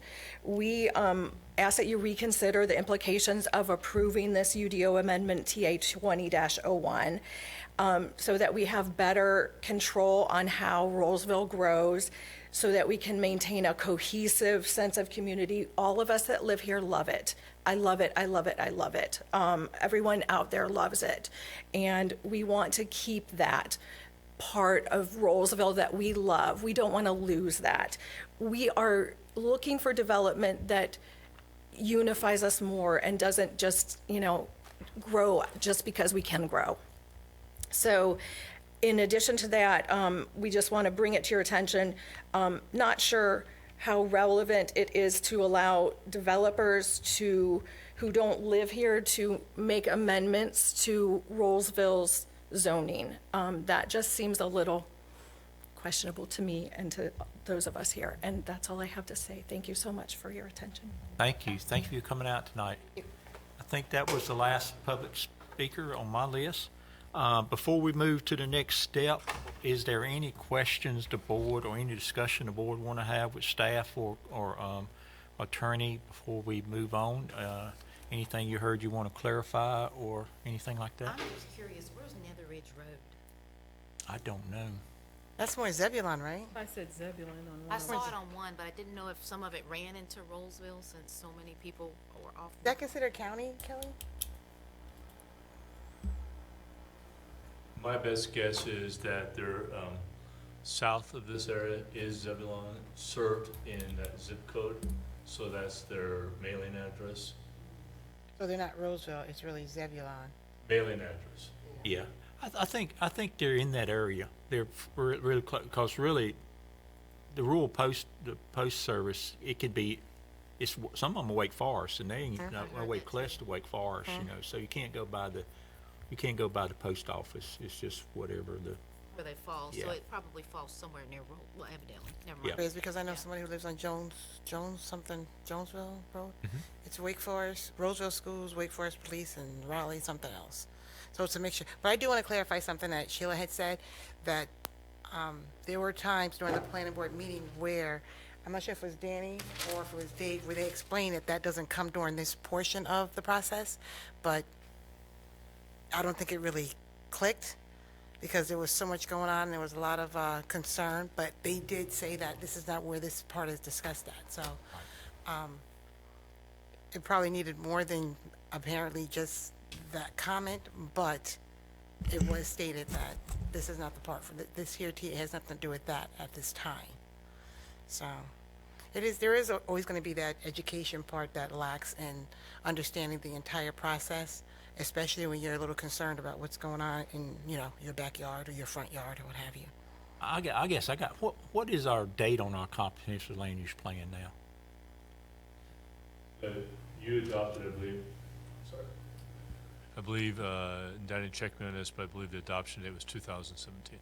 2017? 2017. So the one that was referenced is outdated then. I think he meant 2017. You think he meant 2017, said 2007? Okay, good. Good to clarify But that. isn't the UDO 2002? The community transportation plan is 2002. Yeah. The UDO is, that's coming up. 2004, when you did the UDO. 2004. Okay. Any other clarifying questions or anything? We'll move on. The next item is acknowledgement of electronic submitted public hearing comments. So I will ask the clerk to read those, if you would, so we make sure we get them all heard. How many are there, Robin? Are these in addition to ones we've already received? These are the ones that came in through the official website. Yeah, these are the 29 we received, is what I believe. Those, yeah. Have to be read to the. So how many do you have, Robin? There are 29. Yeah, these are the 29 we received. And for the benefit of the public, I'd like to state that in order to maximize affording our citizens the opportunity to have their voices heard, we did advertise that we would take comments on agenda items up until 5 p.m. August 31st, yesterday. And so I have here the 29 comments. I will read them in the order in which they were received. And also for the public watching and listening in, if I mispronounce your name, I apologize in advance. Please bear with me. To begin, we have the first comment from John Keimeyer, 5800 Lord Granville Way, Rolesville, North Carolina. Based on the information I have, I oppose the proposed housing plan. There needs to be more restrictions on density and number of allowable vehicles. Also, it appears that the proposal relies on promises for retail space. We need to see action on these promises first. Developers promise a lot of things and never follow through. Let's see the improvements first. From Anthony and Kathleen Trabuco, 3500 Tavis Wood Way, Wake Forest, North Carolina. Good afternoon. I'm writing you today to express my strong opposition to the UDO Text Amendment 20-21 Residential 3 Zoning District and the 800 square feet minimum lot size. Over 1,500 homes have already been approved for construction in the less than 2-mile stretch on Rolesville Road between the Rolesville Bypass and Mitchell Mill Road. Traffic on this part of Rolesville Road is already heavy. However, with the addition of over 1,500 homes, the traffic will be unconscionable at best. That is why I oppose the UDO Text Amendment 20-21. I can't even begin to imagine what a traffic nightmare our peaceful, quiet community would be strapped with. Please do the right thing and stop the amendment. Brian Campbell, 3621 Nether Ridge Road, Zebulon, North Carolina. I stand with the speakers on September 1st in opposition to TA 20-01. Make a motion tonight to vote against TA 20-01. From Melissa Sauls, 3812 Arbor Rose Lane, Zebulon, North Carolina. I am against the proposed text amendment and stand with the speaker speaking against it. From Sarah Seagard, 3804 Taviston Court, Wake Forest, North Carolina. We are a small community that is at risk of being a large one. Most people live here because of the small town feel and sense of community. Once you own the floodgates, you will lose that, and for what money? The schools will be overrun, and we do not have the business you support the growth. Why change the feel of Rolesville? New homes are coming regardless, but please put restrictions on them like we have now. Please consider your neighbors and our future. From Lorraine Stevenson, 3532 Catlet Farm Road, Wake Forest. I am against the proposed text amendment being discussed at the meeting on Tuesday night. Please accept this as my opposition to said amendment, along with my general opposition to more high-density development along Rolesville Road between the bypass and Mitchell Mill Road. From Mary Scott, 3706 Nether Ridge Road, Zebulon, North Carolina. I do not support the proposed text amendment and agree with the speakers that are speaking against it tonight.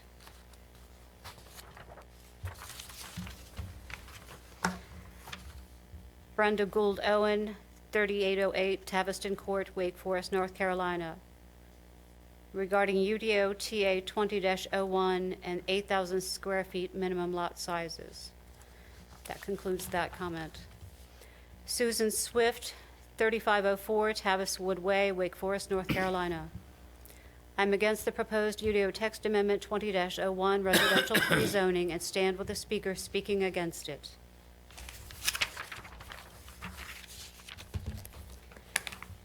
Tony Swift, 3504 Tavis Wood Way, Wake Forest, North Carolina.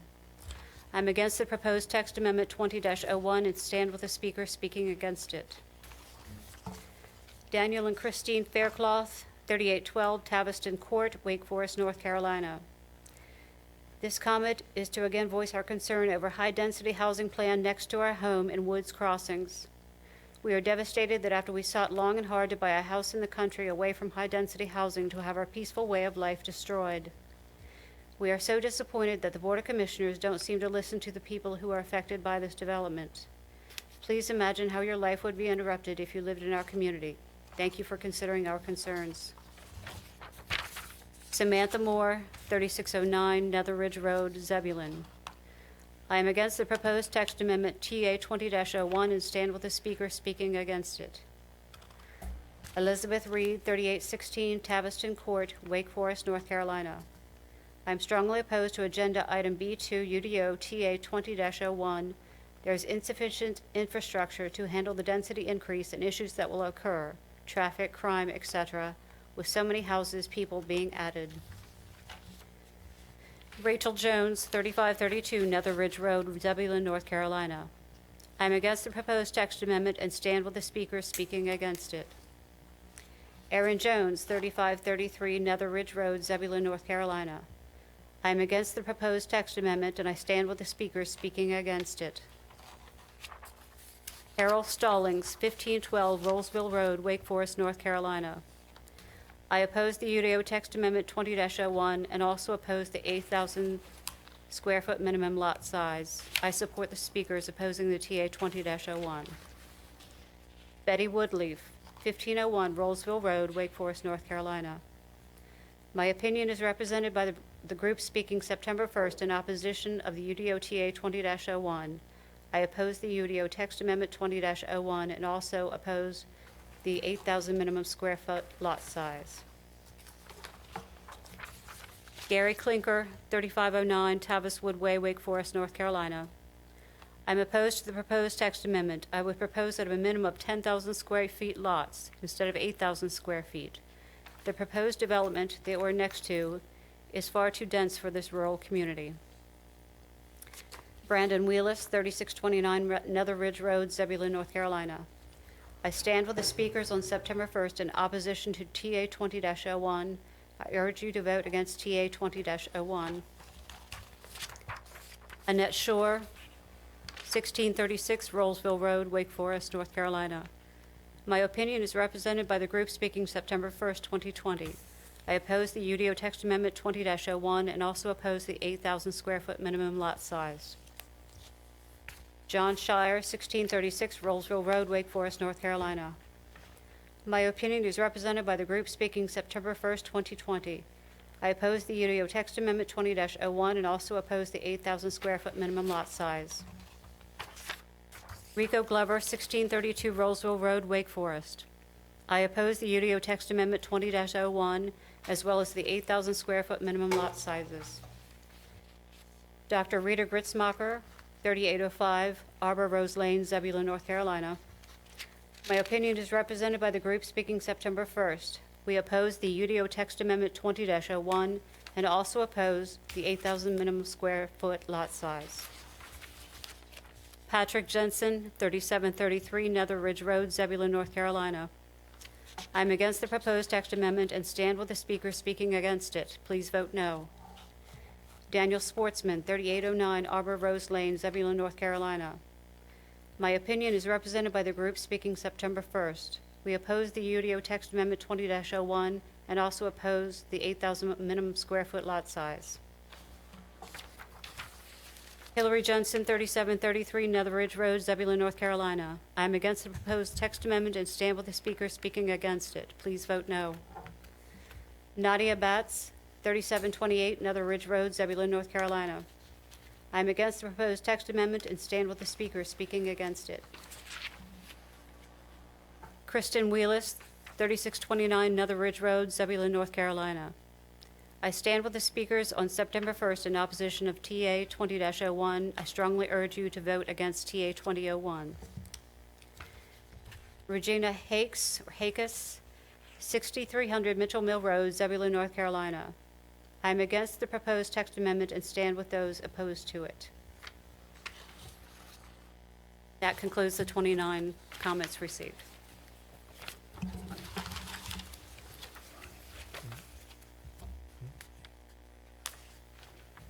Thank you, Robin.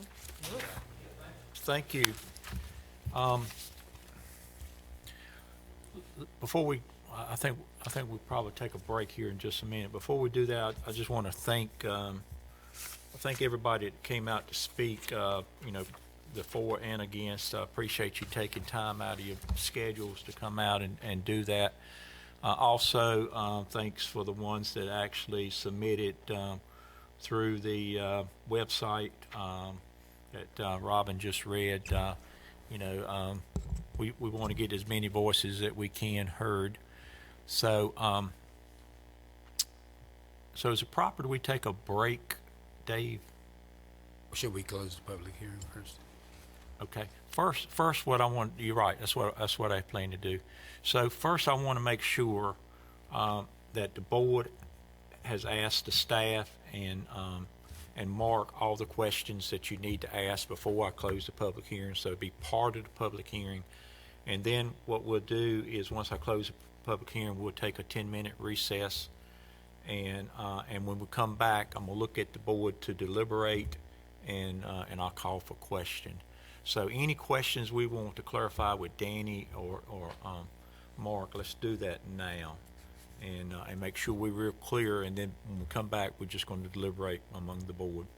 I just want to clarify that to the public that I just want to make sure it's clarified that this text amendment change is not based on one piece of property. This is a text amendment change that could be across any board that anything that comes along that's an R3 request for zoning. Could we get that clarified? Yeah, that is true. I think it is confusing to them a little bit that it was submitted by one, person, and that, that in itself makes it, as some says, not really kosher, but really it's legal. That's the way we do all text amendments. It's something that runs into a problem, and we take them. I don't know, probably half of them are done that way. So it's nothing uncommon. It's a right that is part of the process. But you're right. I think this is way we will. This will be our minimum, or whatever it would be, R3. This would be what we would minimum build subdivisions, big PUDs or whatever, but subdivisions. This is the way we will say we will build them. But it'll be throughout town, no matter where. So thanks for pointing that out, Paul. Any other questions from anybody? I would like to get some clarity on the 20 acres that's in there to be removed. Can Danny, if you could clarify that for me again? Help me understand that.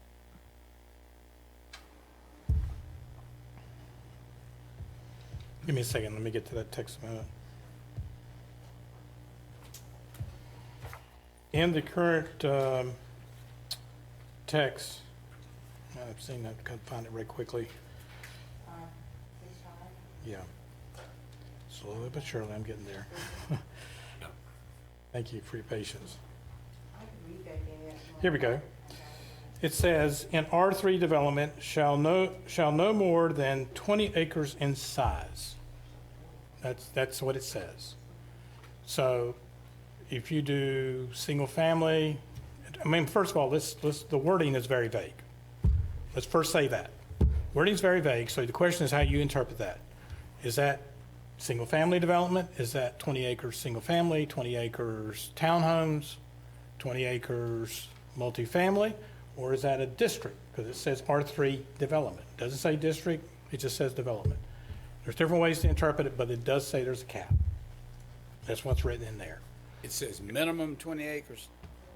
No more an R3 development shall total no more than 20 acres in size. That's the actual wording. Yeah.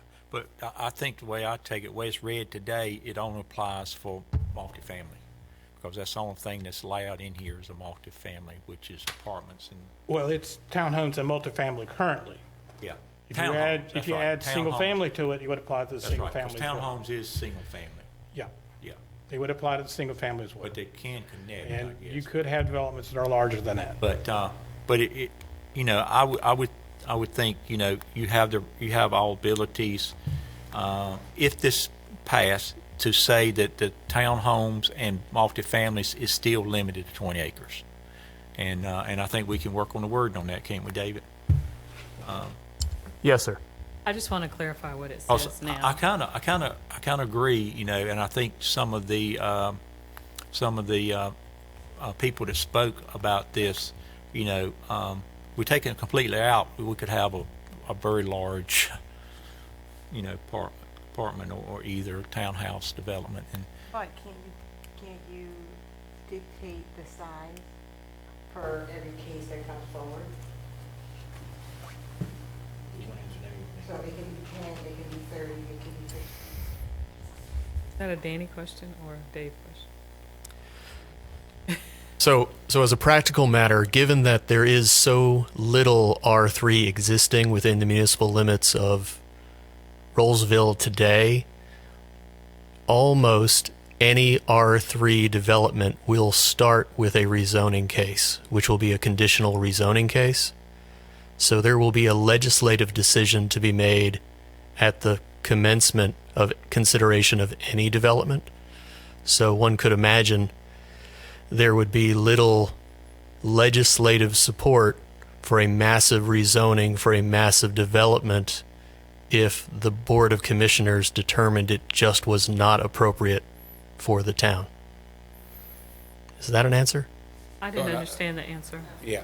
So an attorney couldn't stand up here representing a buyer and say, you don't have any choice, you've got to approve it because our minimum is 20 acres? Correct. It's a zoning case, just a regular conditional zoning case. But I think another way to look at it, though, Michelle, is if this board knows that we want some type of restrictions on that, then it's better to do it up front, David, in my opinion, so people will know, what we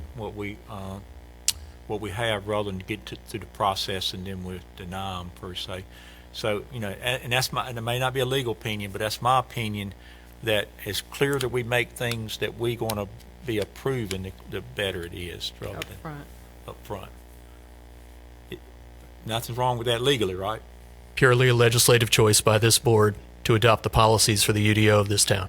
So it comes down to the bottom line. Do we want to leave it open and then make decisions later? Or do we want to say, we know that we don't want certain things? All right, so I have a question for that. So if you have, say, 30 or 40 acres in R3, and someone comes and say, I want to put 20 acres of that townhomes and apartments, and, consideration is given for the streets and sidewalks and water lines or what have you. So basically, you have a huge development of apartments and townhomes that they can go up to 20 acres. But But you could have had that with the R3 the way it is right now. Which is pretty, 20 acres is pretty big. That's what I'm saying. So doesn't it restrict you when you put that number in beforehand versus seeing what the project is? And I don't know how you would do that. And then maxing out or minimizing the amount of acres that can be used for townhomes and multifamily. So that's what I'm trying to get at. If you lock yourself into 20, somebody can say, well, I want to do 20 on these 30 acres. Yeah.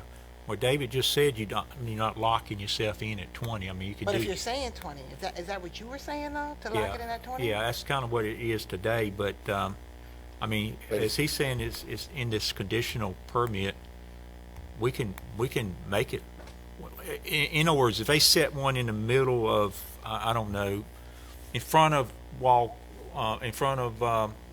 neighborhood. Okay. Yeah, in front of the villages there in the circle. We may not want 20 acres there. Well, right. So if you're putting 20 acres in, are you restricting yourself to that 20?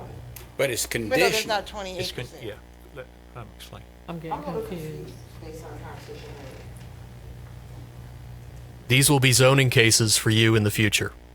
And the board will be able to make any choice it wants with regard to consideration of a rezoning of any of the jurisdiction within the town. Right now, as I understand it, there may only be one parcel that is undeveloped that is currently R3 in the town. So this text change, if you were to adopt it today or sometime in the future, at this point only affects where R3 currently is. And anything else would have to come forward as a rezoning case that the board would consider in its wisdom and vote yes or no. So a developer could come to us we're in the R3 and say, I want 20 acres, and we could say, no, we're only going to give you 5. In all likelihood, if it were 20 and they said, we want 20, and that's where they were standing on and they did not want to revise it, you might vote no. So this is more of a guide. The text change would be a guide for a developer, but to ask for the rezoning, but we don't have to follow exactly with the zoning calls for. The current 20-acre cap is not a requirement. It's literally just a cap. It could be anything up to 20, but under the objective standards of the ordinance, the staff would not bring forward a proposal larger than 20 acres currently.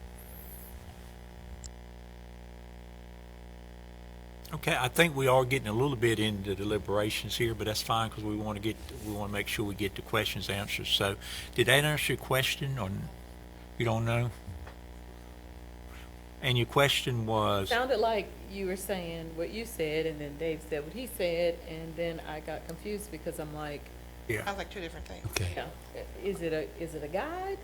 Is it okay? We can say that, but then conditional zoning comes up.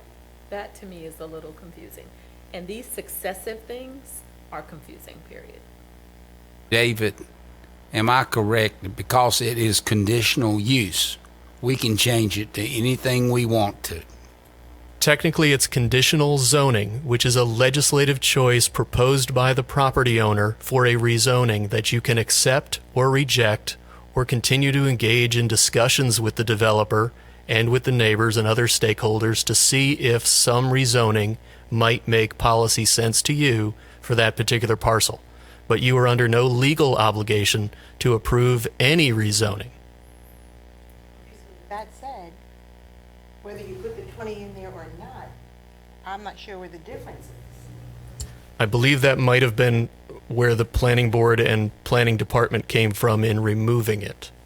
Yeah, But the I can't speak difference to I that. see, and correct me if I'm wrong, David, the difference I see is if you put it in there, you would never have that come before you, one that's 25.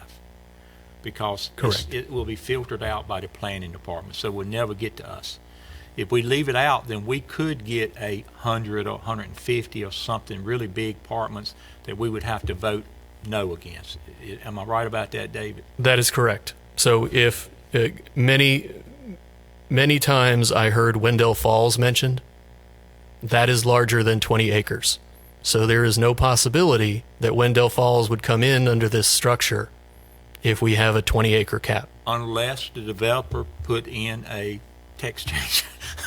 Unless the developer put forward a text change. Yes, that's correct. Correct, Mr. Mayor. Because really, as a governing body, you can change or move and do whatever. So if there is a window fall, I mean, you can do a text change and even do that. But so that kind of answers. The thing is, I see the only difference is people will know not to bring something forward that it doesn't meet our text. Okay, so, square footage per lot between, I'm just randomly saying, if it's, you say 12,000 square feet, and there are definitely lots or developments that could benefit from, say, a 9,000 square foot lot. They would never come before us because the minimum is set at 12. That's right. Yeah. So would we be taking away from potential developments under 12,000 square feet? That's Per something lot? we should discuss after we have the public hearing, but you're right. Okay. It'd never come to us. Okay, so that's what I'm trying to figure out between the 20,000 acres and as I use the 12,000, that's just a random Yeah. number. How does that work? Because they won't come to you over 20,000 and they won't come to you under 12,000. Yeah. So I we can take our break. I just wanted to put that out there beforehand. I think what I've been hearing over the last 3 or 4 weeks, what that's structured around is density. So as a commissioner, you can use this to control density, transportation, driving, and all that kind of stuff by saying that we're going to limit it to 12,000, like you said, whatever. That's the way to do that. Yeah, I get that's the way So to do if that, you don't but is if that you don't in the have best any concern interest? with density, then we could go. I mean, we could change it, go with 6, like they originally did. But that's what I'm kind of hearing. The concerns is around density. But even if you came with if they came with 6, and we had approved 6, then would it still be in the board's discretion to say, no, I know it's in the text amendment for 6, but we want 9? Yeah, and if you pass something Go tonight, with you it? may be forced with that in a few weeks. So I'm just trying to get out of that so that won't happen. Did that question that I asked make sense, though? I don't know the way to get out of that, is it, David? Mr. Mayor, you made the comment about 20 acres and that one reason to do it would be to provide guidance to the development community. I believe Commissioner Medley is essentially identifying the same idea. That is, if you were to approve a text change at 6,000 square feet, but among all of you, you could never be comfortable with 6,000 square feet, you've created unnecessary anxiety and stress in your UDO. And if there's a consensus as to what the true floor is, that would be what I would recommend identifying. And I think that's what's faced with us tonight. Is there a floor, and if it is, what is it? So I got one quick clarification. The answer can come after we get back, but worst case scenario, if we had a 20-acre max, and somebody wanted to come in with all multifamily apartments, can you give us an idea on how many units that would be? Okay. Can he figure that up and get back? Yeah, that's what I'm saying. Like after we take our All break, right. that's fine. Yeah. So with that, I got 9:08. So let's revene here at I say 9:20. That'll give us 10 minutes. Closing the public hearing? You feel like you're done then on the public hearing? Okay. Well, I'll close the public hearing, and then let's do a 10-minute recess to 9:20.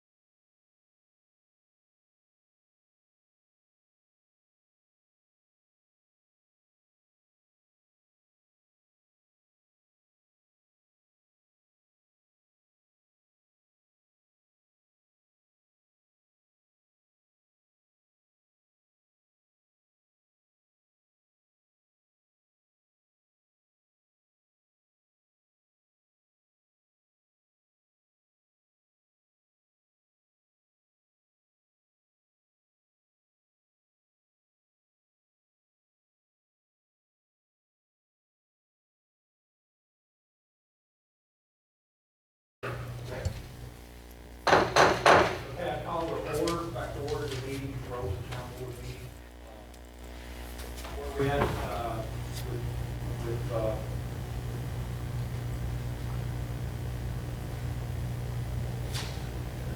case UDO TA 2010, we have closed the public hearing, and I will turn it over to the board for any deliberation.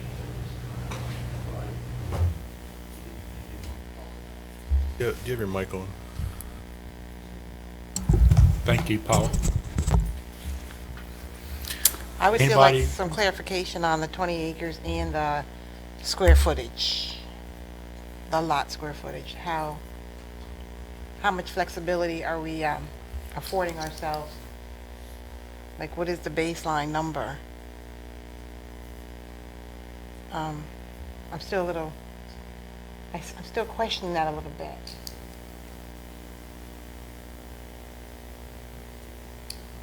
So you in favor of approving it as is written? No, that's not what I'm saying at all.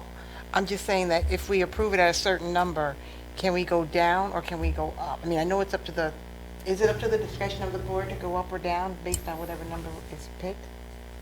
Not picked, or, you know, decided upon? Madam Commissioner, currently there's a 20-acre cap for an R3 development. So you could imagine an R3 district might be much larger than that, but no particular development could be larger than 20 acres. That is how the staff currently interprets the ordinance as it is written. And we could go down if we wanted to. I'm sorry, we could reject 20 acres and negotiate with them. I'm sorry. So if a property owner came forward with a proposal for a 20-acre multifamily development, we might determine that that is too much and would find that it is not consistent with our comp plan or does not make sense in our legislative judgment, and we might reject that as too dense, too large. Then perhaps 20 acres isn't perhaps the issue, but rather how many units. And I believe that was Commissioner Vilga's question about how many units would 20 acres mean at maximum. And I believe staff has that answer. Okay. 20 acres under the current ordinance in the UDO for townhomes and multifamily. Townhomes would have for 20 acres, the maximum you can get is 160 units. And that's on a total of 20 acres. If you're doing apartments, it's 240 units. That's using the current development statement in the ordinance. 8 acres, 8 per acre, or 12, 8 per acre, or 12 apartments. per apartments. That's correct. Yeah, and that's already in the plan. That's currently in the ordinance. That's You're not already in the changing ordinance, so we anything. don't have to debate it. Right, so we're not debating that part. We're just talking about the size, the density, when you're saying 20 acres. We're capping at 20 acres. Yeah, he just said it. Right, but I think they're proposing to take it out, so it wouldn't be in there. They are proposing to remove it. So, you know, if you want to keep it at the 160, 240, then we would need to make sure we put that back in there. Or 240, right? depending on townhomes. Well, how do you feel about that? It is a lot. I'm curious. Can I assist you in one little quick thing that David was talking about? And let me just elaborate a little bit more quickly. In a zoning case, you've already adopted a policy as conditional zoning districts. And a proposal coming to you, most likely we're going to recommend as a conditional zoning district. As Commissioner Wilson has identified, you can identify what their proposal is, and if they're saying they want to do so many acres of townhomes, or so many acres of residential, or so many acres, or what density, you can put a cap on the number of units. If they agree to it, you can limit how many acres in that site with that conditional zoning district as a legislative process. And it will come to you on a case-by-case basis for the location, determine if it's appropriate, and if you're willing to accept that. That's just what I was going to Do we point get out. that information at a zoning? You will get that information when it's presented to you. That's correct. And that's without the 20 acres being a part of. And that's with the 20 acres being removed, because you could have a site that's 100 acres, and you might want to look at how they want to do it. They may want to do two pockets of different uses. Because I feel like we get in the trouble before where we say, you know what, this is a zoning decision here first, and then we'll talk about this after. Like, I want to make sure that if we're going to be talking about the zoning up front, they're going to say, we're going to bring this to this if it's zoned this way. That's what I'm concerned about. Kind of lost you on that one, Paul. So you're in favor of the 20 staying in? Oh, yeah, definitely. Okay. At least. Not less. Not less. Not less. Why much less? He was saying 160, 240. What's your thinking? I was just thinking acreage less. What's the biggest one we have, Danny? Now, what are the current ones that we have approved? I'm thinking of the two. Just Granite Falls? Largest We one have would one be with the Granville Ridge Yeah, Granite townhomes. Ridge. And I don't know if that's close to 20, I think. I'm not sure. I have to look it up.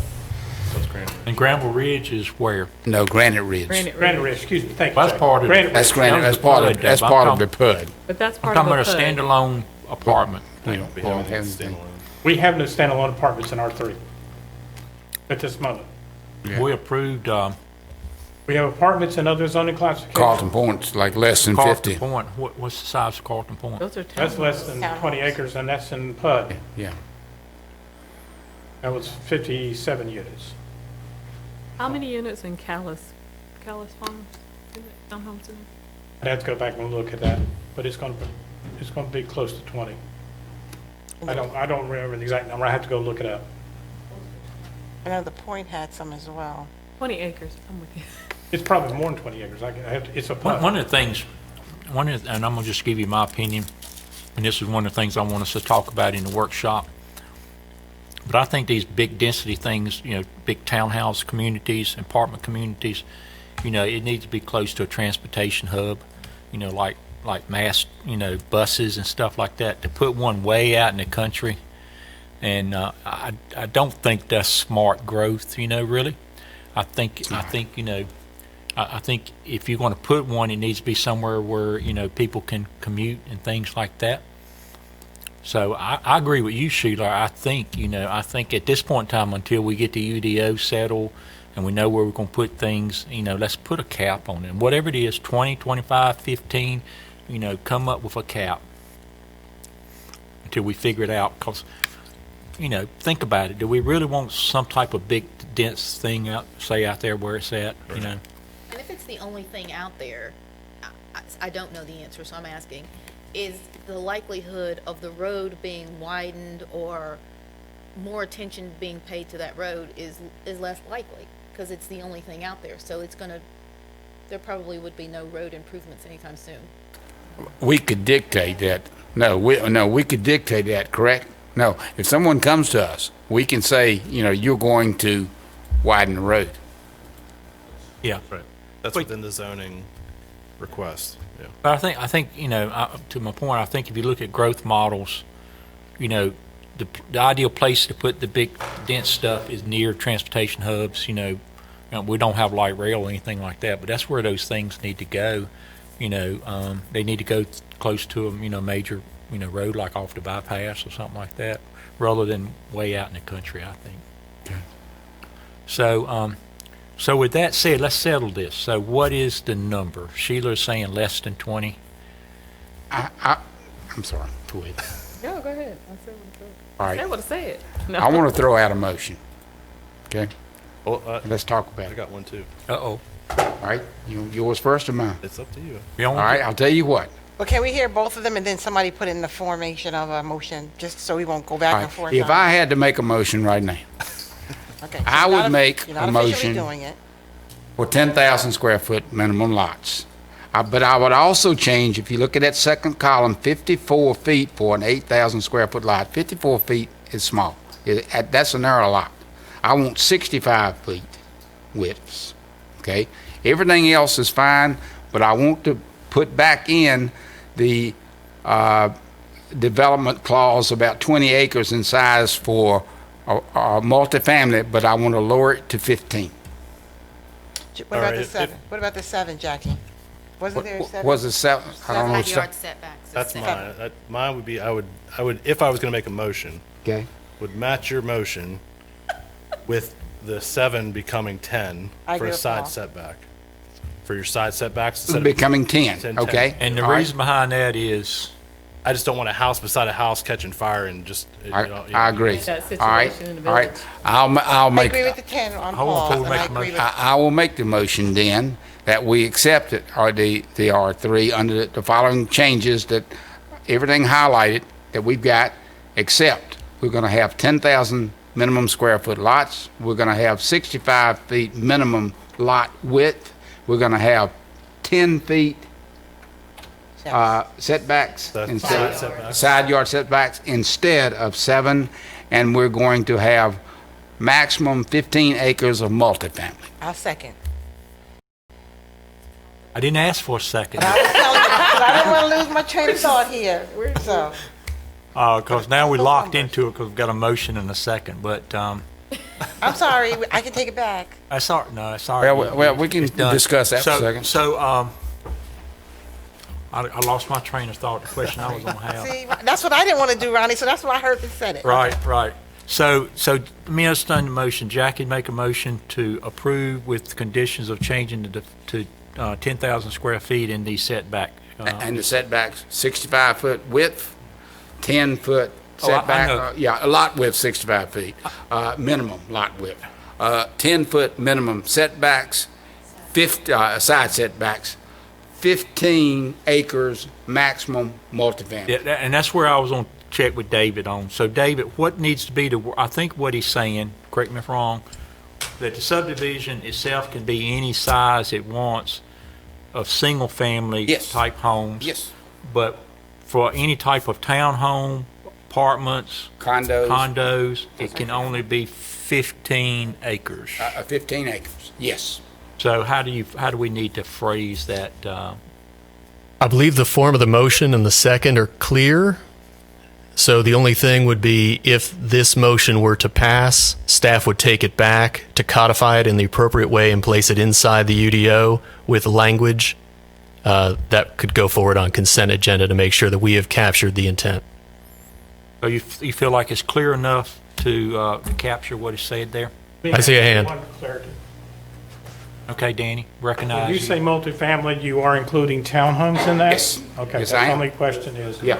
And Yes, is I am. that total within a subdivision? Yes. Or is that meaning you can do pods of 15, townhomes 15? No, multifamily? I'm not doing part, I'm doing total. 15 acres. Total, both, of Total. either? Yes. So we need to make sure we work that wording out. Yes.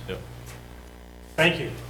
If the motion could be clarified to make sure that this passes with instruction to the staff to bring back codified language for your approval. So moved. Can I have a second to my so move? I'll second. All right. So I got a motion and a second.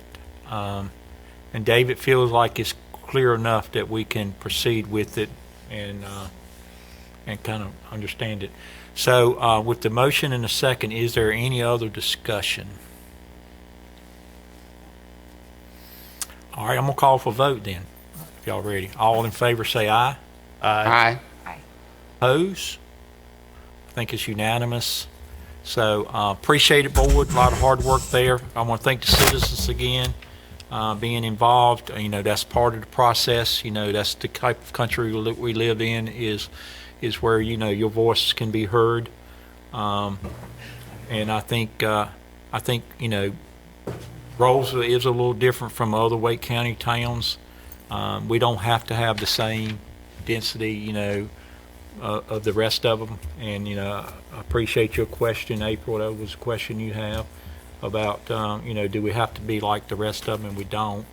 So, so I do think we're going to for the citizens listening, we're working on a new UDO that we should have in place by June the 1st. And I'm looking for the board to help participate in generating some of these ideas we've heard from the citizens and some of the things that we know that we want to make improvements from. And I really do feel like, for example, you know, we need to think about, you know, when we do mass, when we're doing density, it needs to be close to a place where you know, people can have access to public transit, really, I think, for it to work well. Type thing. So all those things we need to think about and get, you know, ready for the future. Yes, Michelle? So the UDO's going to be done by June 1st of next year? I think I thought it so. was longer. July 1st is the date. July 1st. I thought he said June the 1st. They changed it during COVID legislative session to July. Okay. 1 month difference, so. Working out. So do appreciate it, board. Thanks. I know, you guys put a lot of thought on it. We don't take things like this lightly, and I do appreciate that and working through that. So thank you very much on that. Can I make a quick comment? Yes. I heard a lot of talk about our PUD, the R and PUD. And I know that gave us a lot of heartburn, and I may have made some past comments about, we might need to revisit that, and I think we need to, but I know that it will eventually be going away. The intent of the PUD was to get more commercial. I just want to clarify that for the public. That was the intent. Yep. And some of the pain that we ran up against was not requiring that. So I do want us to think about as a board going forward that we need to require commercial from these developers. Because if that's what we want, the only way we're going to get it is to require it and not allow them to bring what they want to do, but what we've said that we want to do for Rolesville. And we know we need to diversify our tax base. So I just want to reemphasize that to this board going forward and to the public. Yeah, and I think that's a good point, because I personally think we need a PUD, and for things like Wendell Fall. But as you have said in the past, a PUD should be self-containing almost, that you can walk in it and walk to stores and stuff like that, and ours did not do that. So I think hopefully, and I believe when we come out to UDO, we will have something similar to that, where it'll be something big, something that self-containing, and it doesn't have to. And that's where you can have the 6,000 square feet lots and stuff if you want to in there. But that's still a choice, though, the commercial aspect of a PUD, right? It's like, and something created to make it for you. There is an interpretation of the PUD that the town has relied upon for some time, that the inclusion of greenway and related outdoor recreation constitutes a government use, and government, commercial, or retail, that is the category that a PUD needs to satisfy. And I understand that many PUDs that have been approved have included, for example, public greenway as the governmental element to satisfy that requirement. And Michelle, the only true PUD we have in Rolesville is Granite Falls. I knew you were going to say that, but I already knew that. Go on record. I know, Jackie. I knew it. But it's a lot of them. If they finish, will be like That's true. Village of Rolesville could one day be a Good luck. I hope so. If they ever get the commercial there. But thank you, board. I appreciate it, and we'll move on with that. So, town attorney, any reports from you? No report. Okay, thank you. How about town manager? Yes, and I want to remind the board that you do have at least 30 to 40 acres of commercial in the pipeline that is on both ends of Main Street.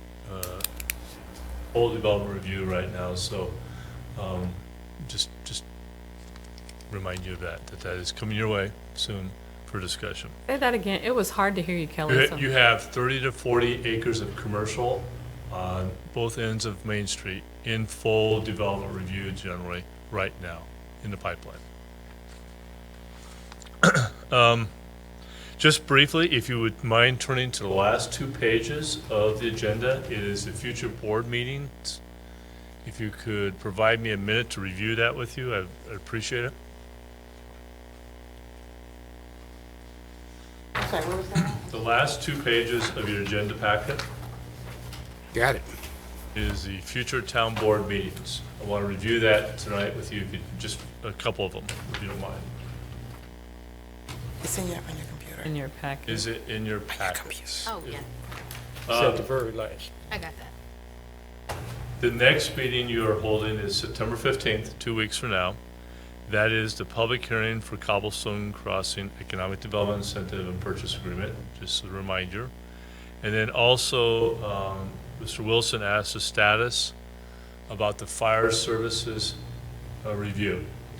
There was interviews that took place on Friday morning of a working group that consists of Commissioner Medley, Fire Department Board, his name? Joel Keith, thank you. Fire Chief Ronnie Privet, Amy, and myself interviewed 3 consulting firms and their proposals. We do have a preferred one that we're having to follow up on, ask for more information. We have a meeting tomorrow to confirm that we want to recommend that group.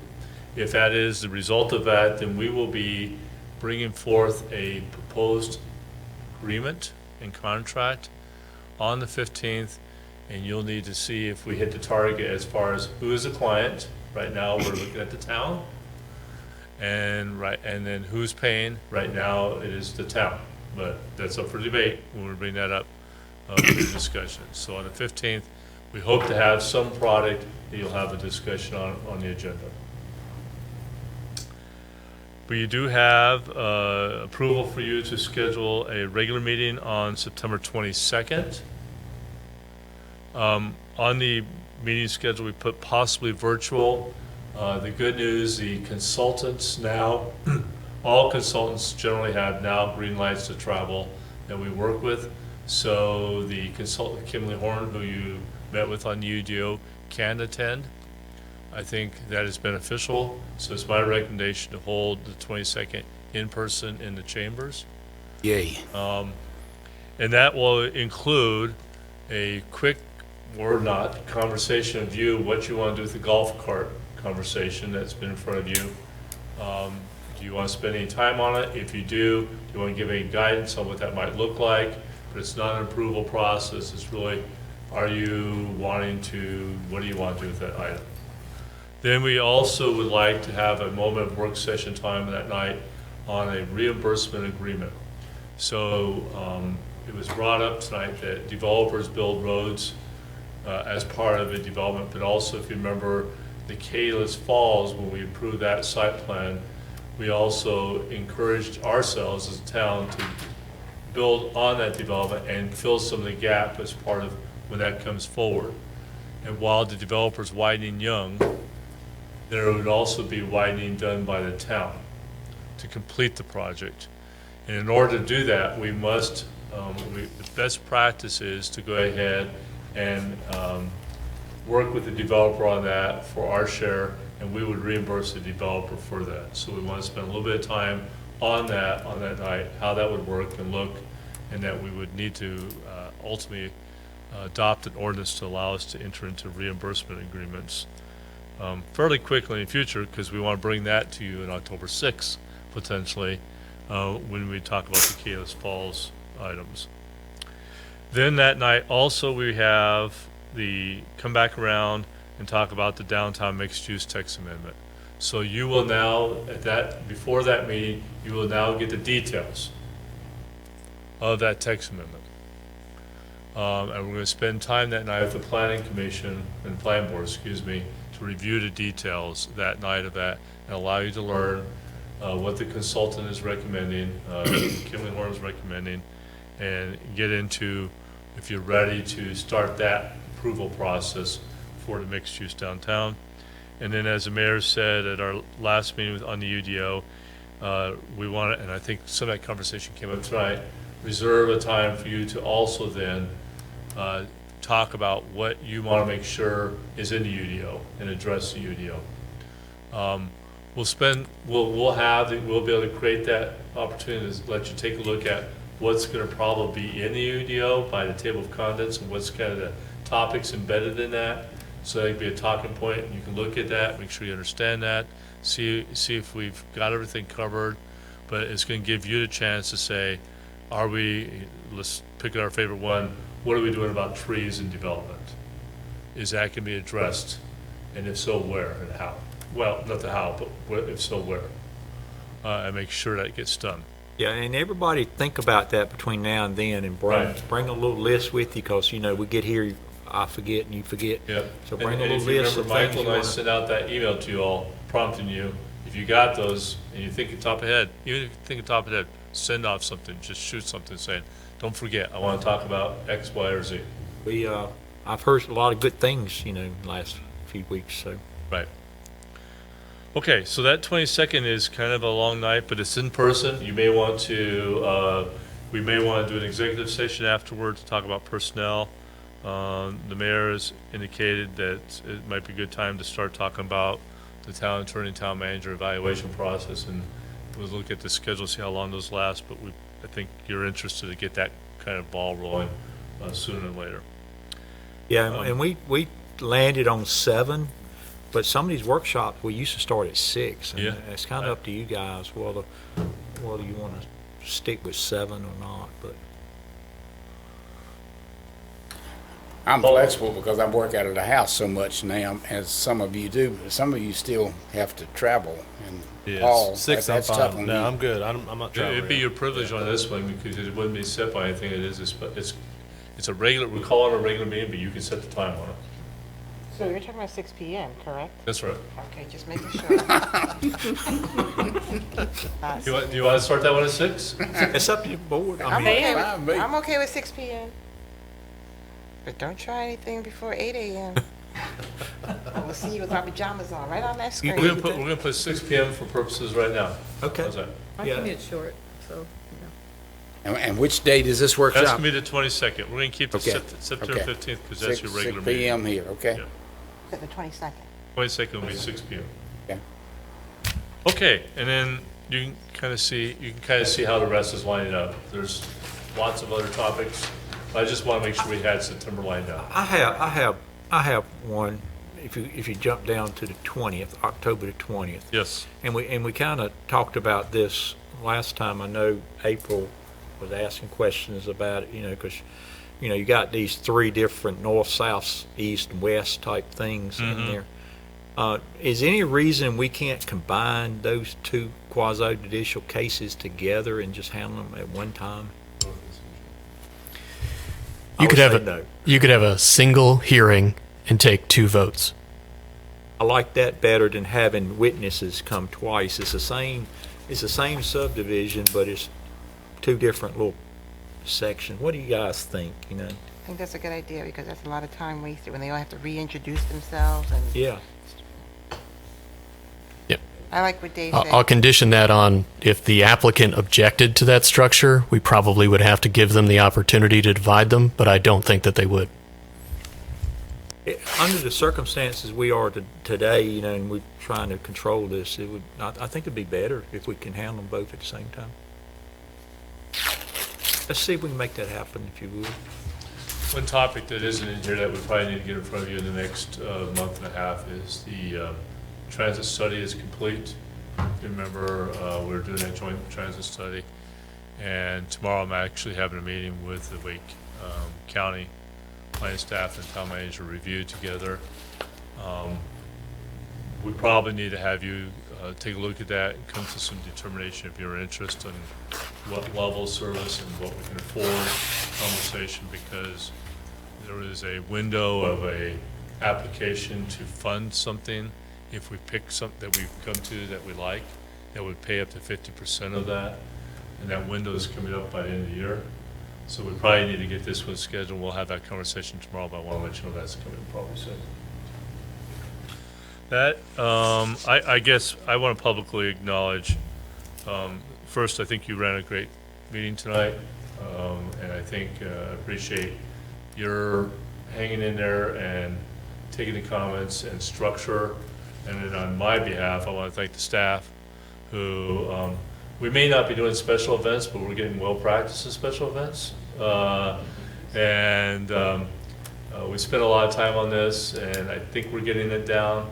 I do want to thank them publicly that, you know, they all worked hard to try and make sure everything was communicated and done well tonight, so thank you. Yeah, and I would say discuss with your staff. I kind of think this may be the format we use, you know, as long as we stay in COVID, is it's kind of the way we did it at night, bring them in the door type thing, and it seemed like it was well organized this way. That's all I have. Oh, wait, were they standing outside or in the lobby? We had them queued as in order, and we allowed up to 4 wait in the lobby to come in. Oh, so they were waiting in their cars until... No, there's 18 in there also, watching or waiting. And whoever didn't get in there were wherever they were. Yeah.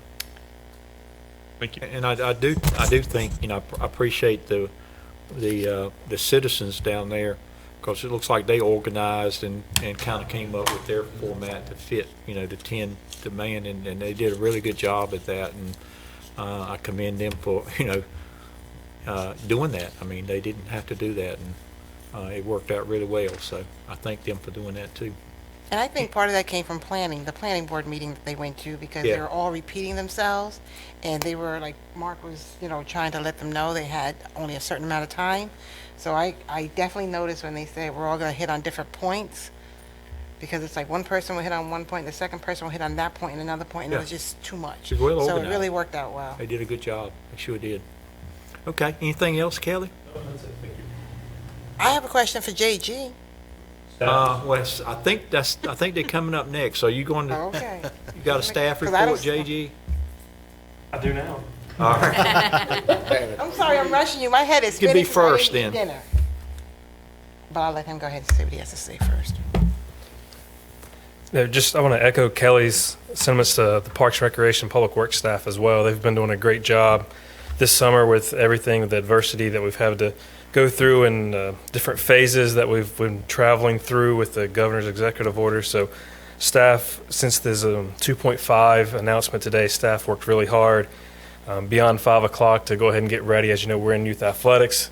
His order does affect how we do our programming, so they worked real hard to update that policy so we can get that out to our participants and parents tomorrow morning as well. So Garrett's done a great job with the help of Kristen and Tracy, doing everything we can do to make sure that we're providing a service that we see there's a need for in our community, but also doing it respectfully of everyone and also in a safe environment. So I got to commend our staff for all their efforts they're putting forth.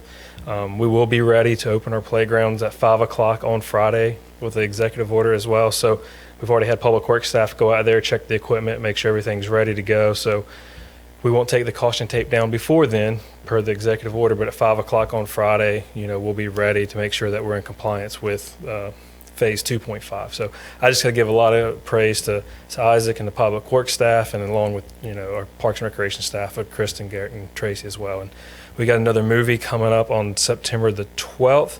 I believe there's only 1 or 2 pods left out of the 21 pods for that movie as well. So that system, similar to what we're doing here for these meetings, where we're making sure we have social distancing, enforcing the 3 Ws, or at least advertising the 3 Ws, everything we can, again, to be safe to the public, and we're having a good response. And again, I think the citizens of Rolesville deserve a lot of credit for their respectfulness and doing what we're asking them to do when they're out at sporting events and special events as well. So thank you.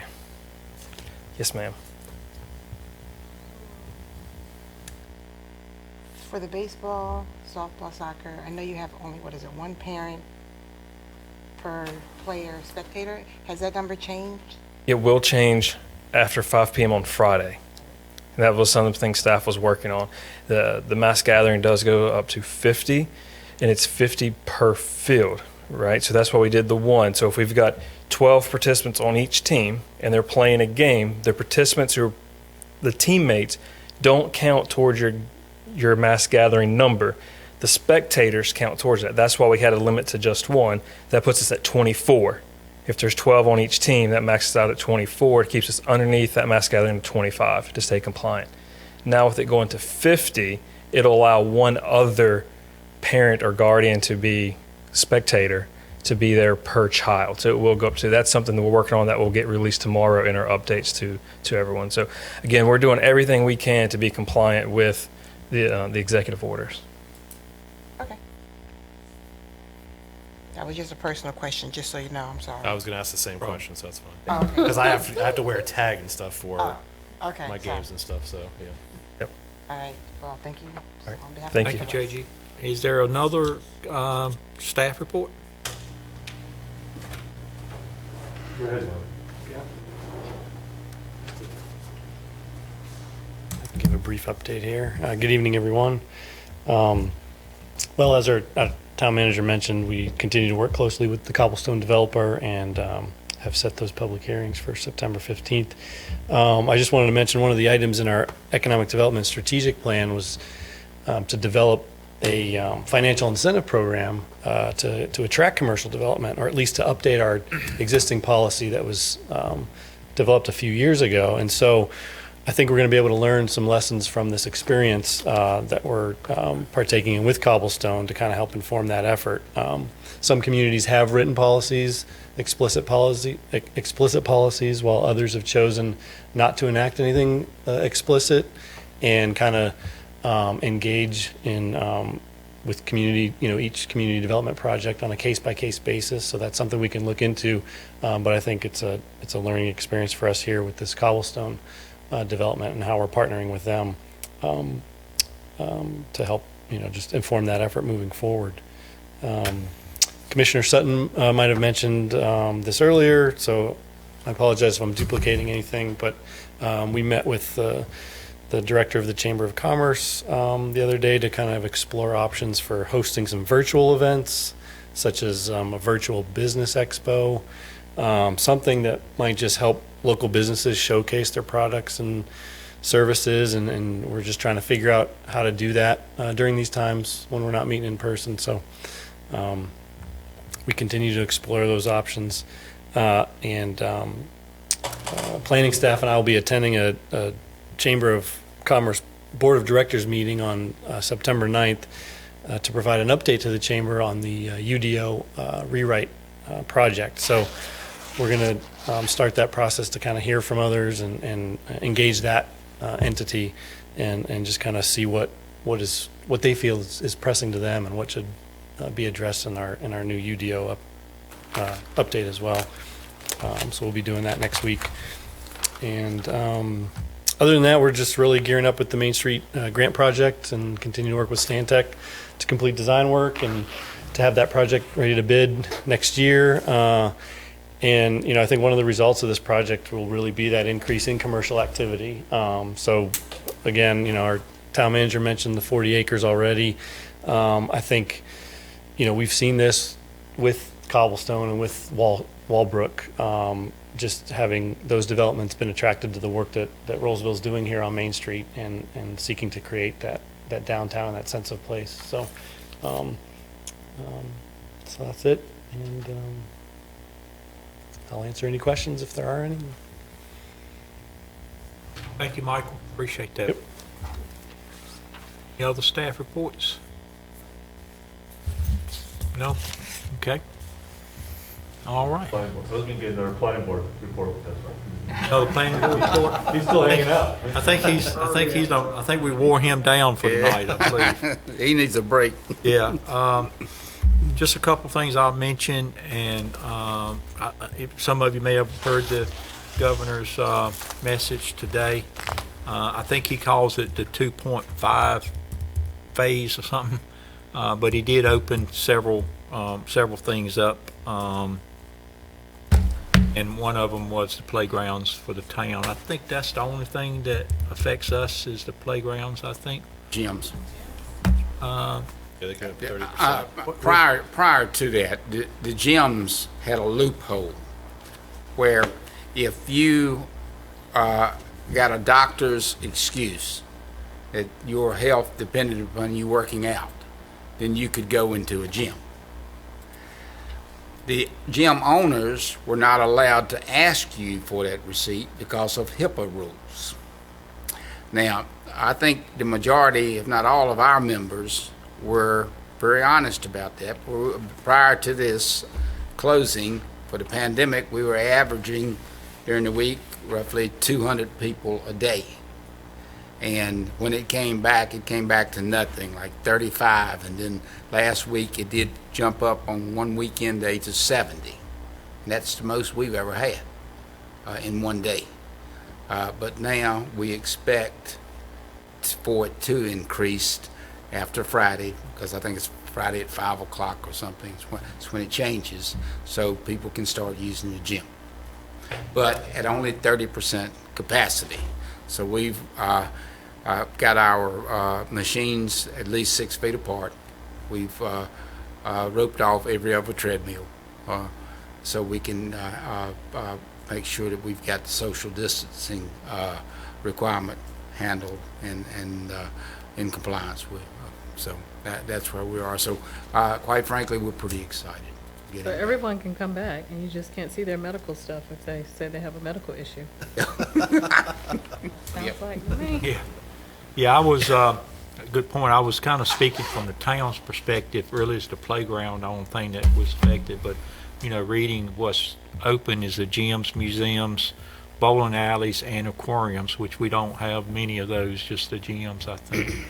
But that's a positive sign, and I hope this the trend continues to go down, and you know, I think the bars and some of the other places are still closed, so there's still a few business owners that are still hurting out there. So Wait a minute, are they closed, or can they just not serve alcohol after 11 o'clock? they're closed.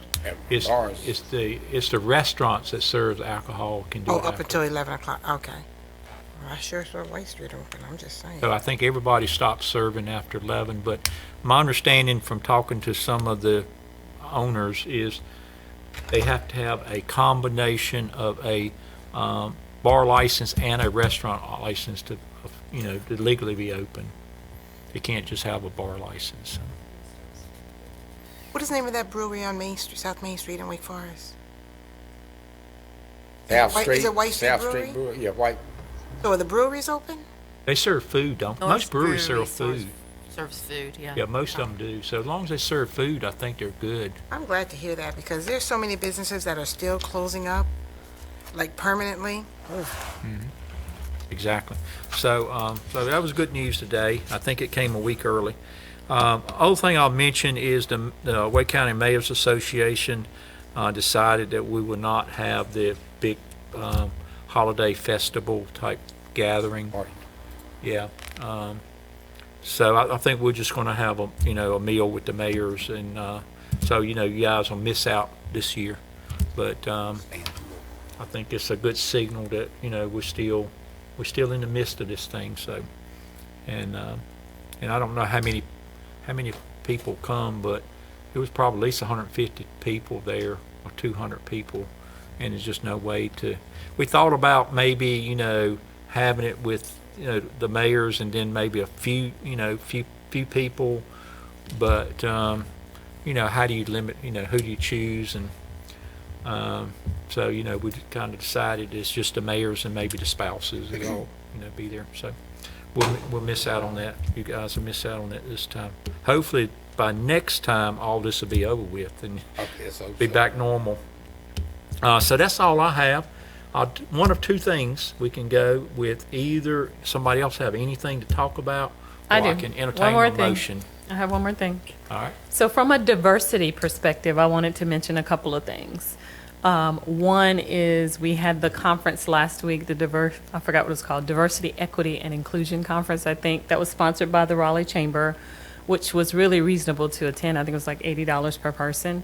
Hopefully, those of you that got to participate got to get a nugget out of there. I got a few nuggets from that. I thought it was a really good conference, even though it was virtual, and that is such a challenge. But I noticed that there were almost 700 people on there at one time.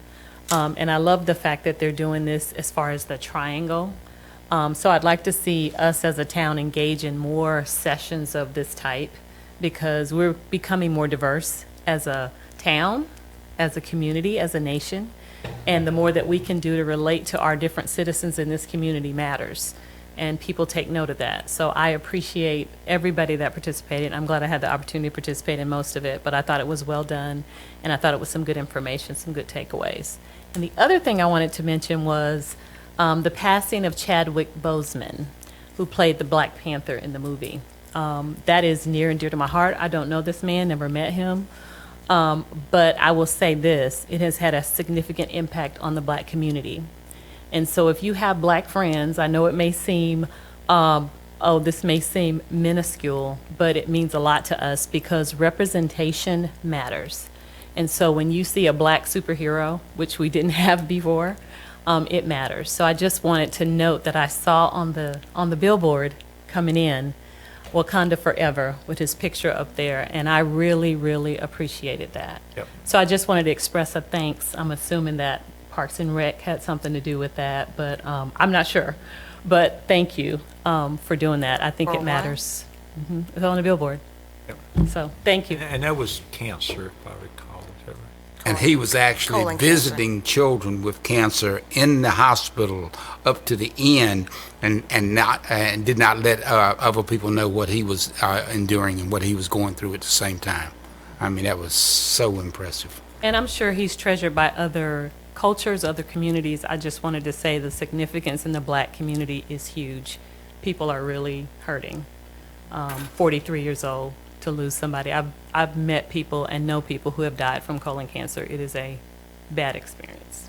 So Yep. anyway, I just wanted to share that, not to end on a sour note, but No, it's thank not. you all. It's important, and just for you guys, FYI, I'm planning to get probably a letter out this week with all the new stuff going on and everything. So, well, probably Friday is kind of what I'm shooting for. So with that, what's the pleasure of the board? Make a motion to adjourn. I Second. second.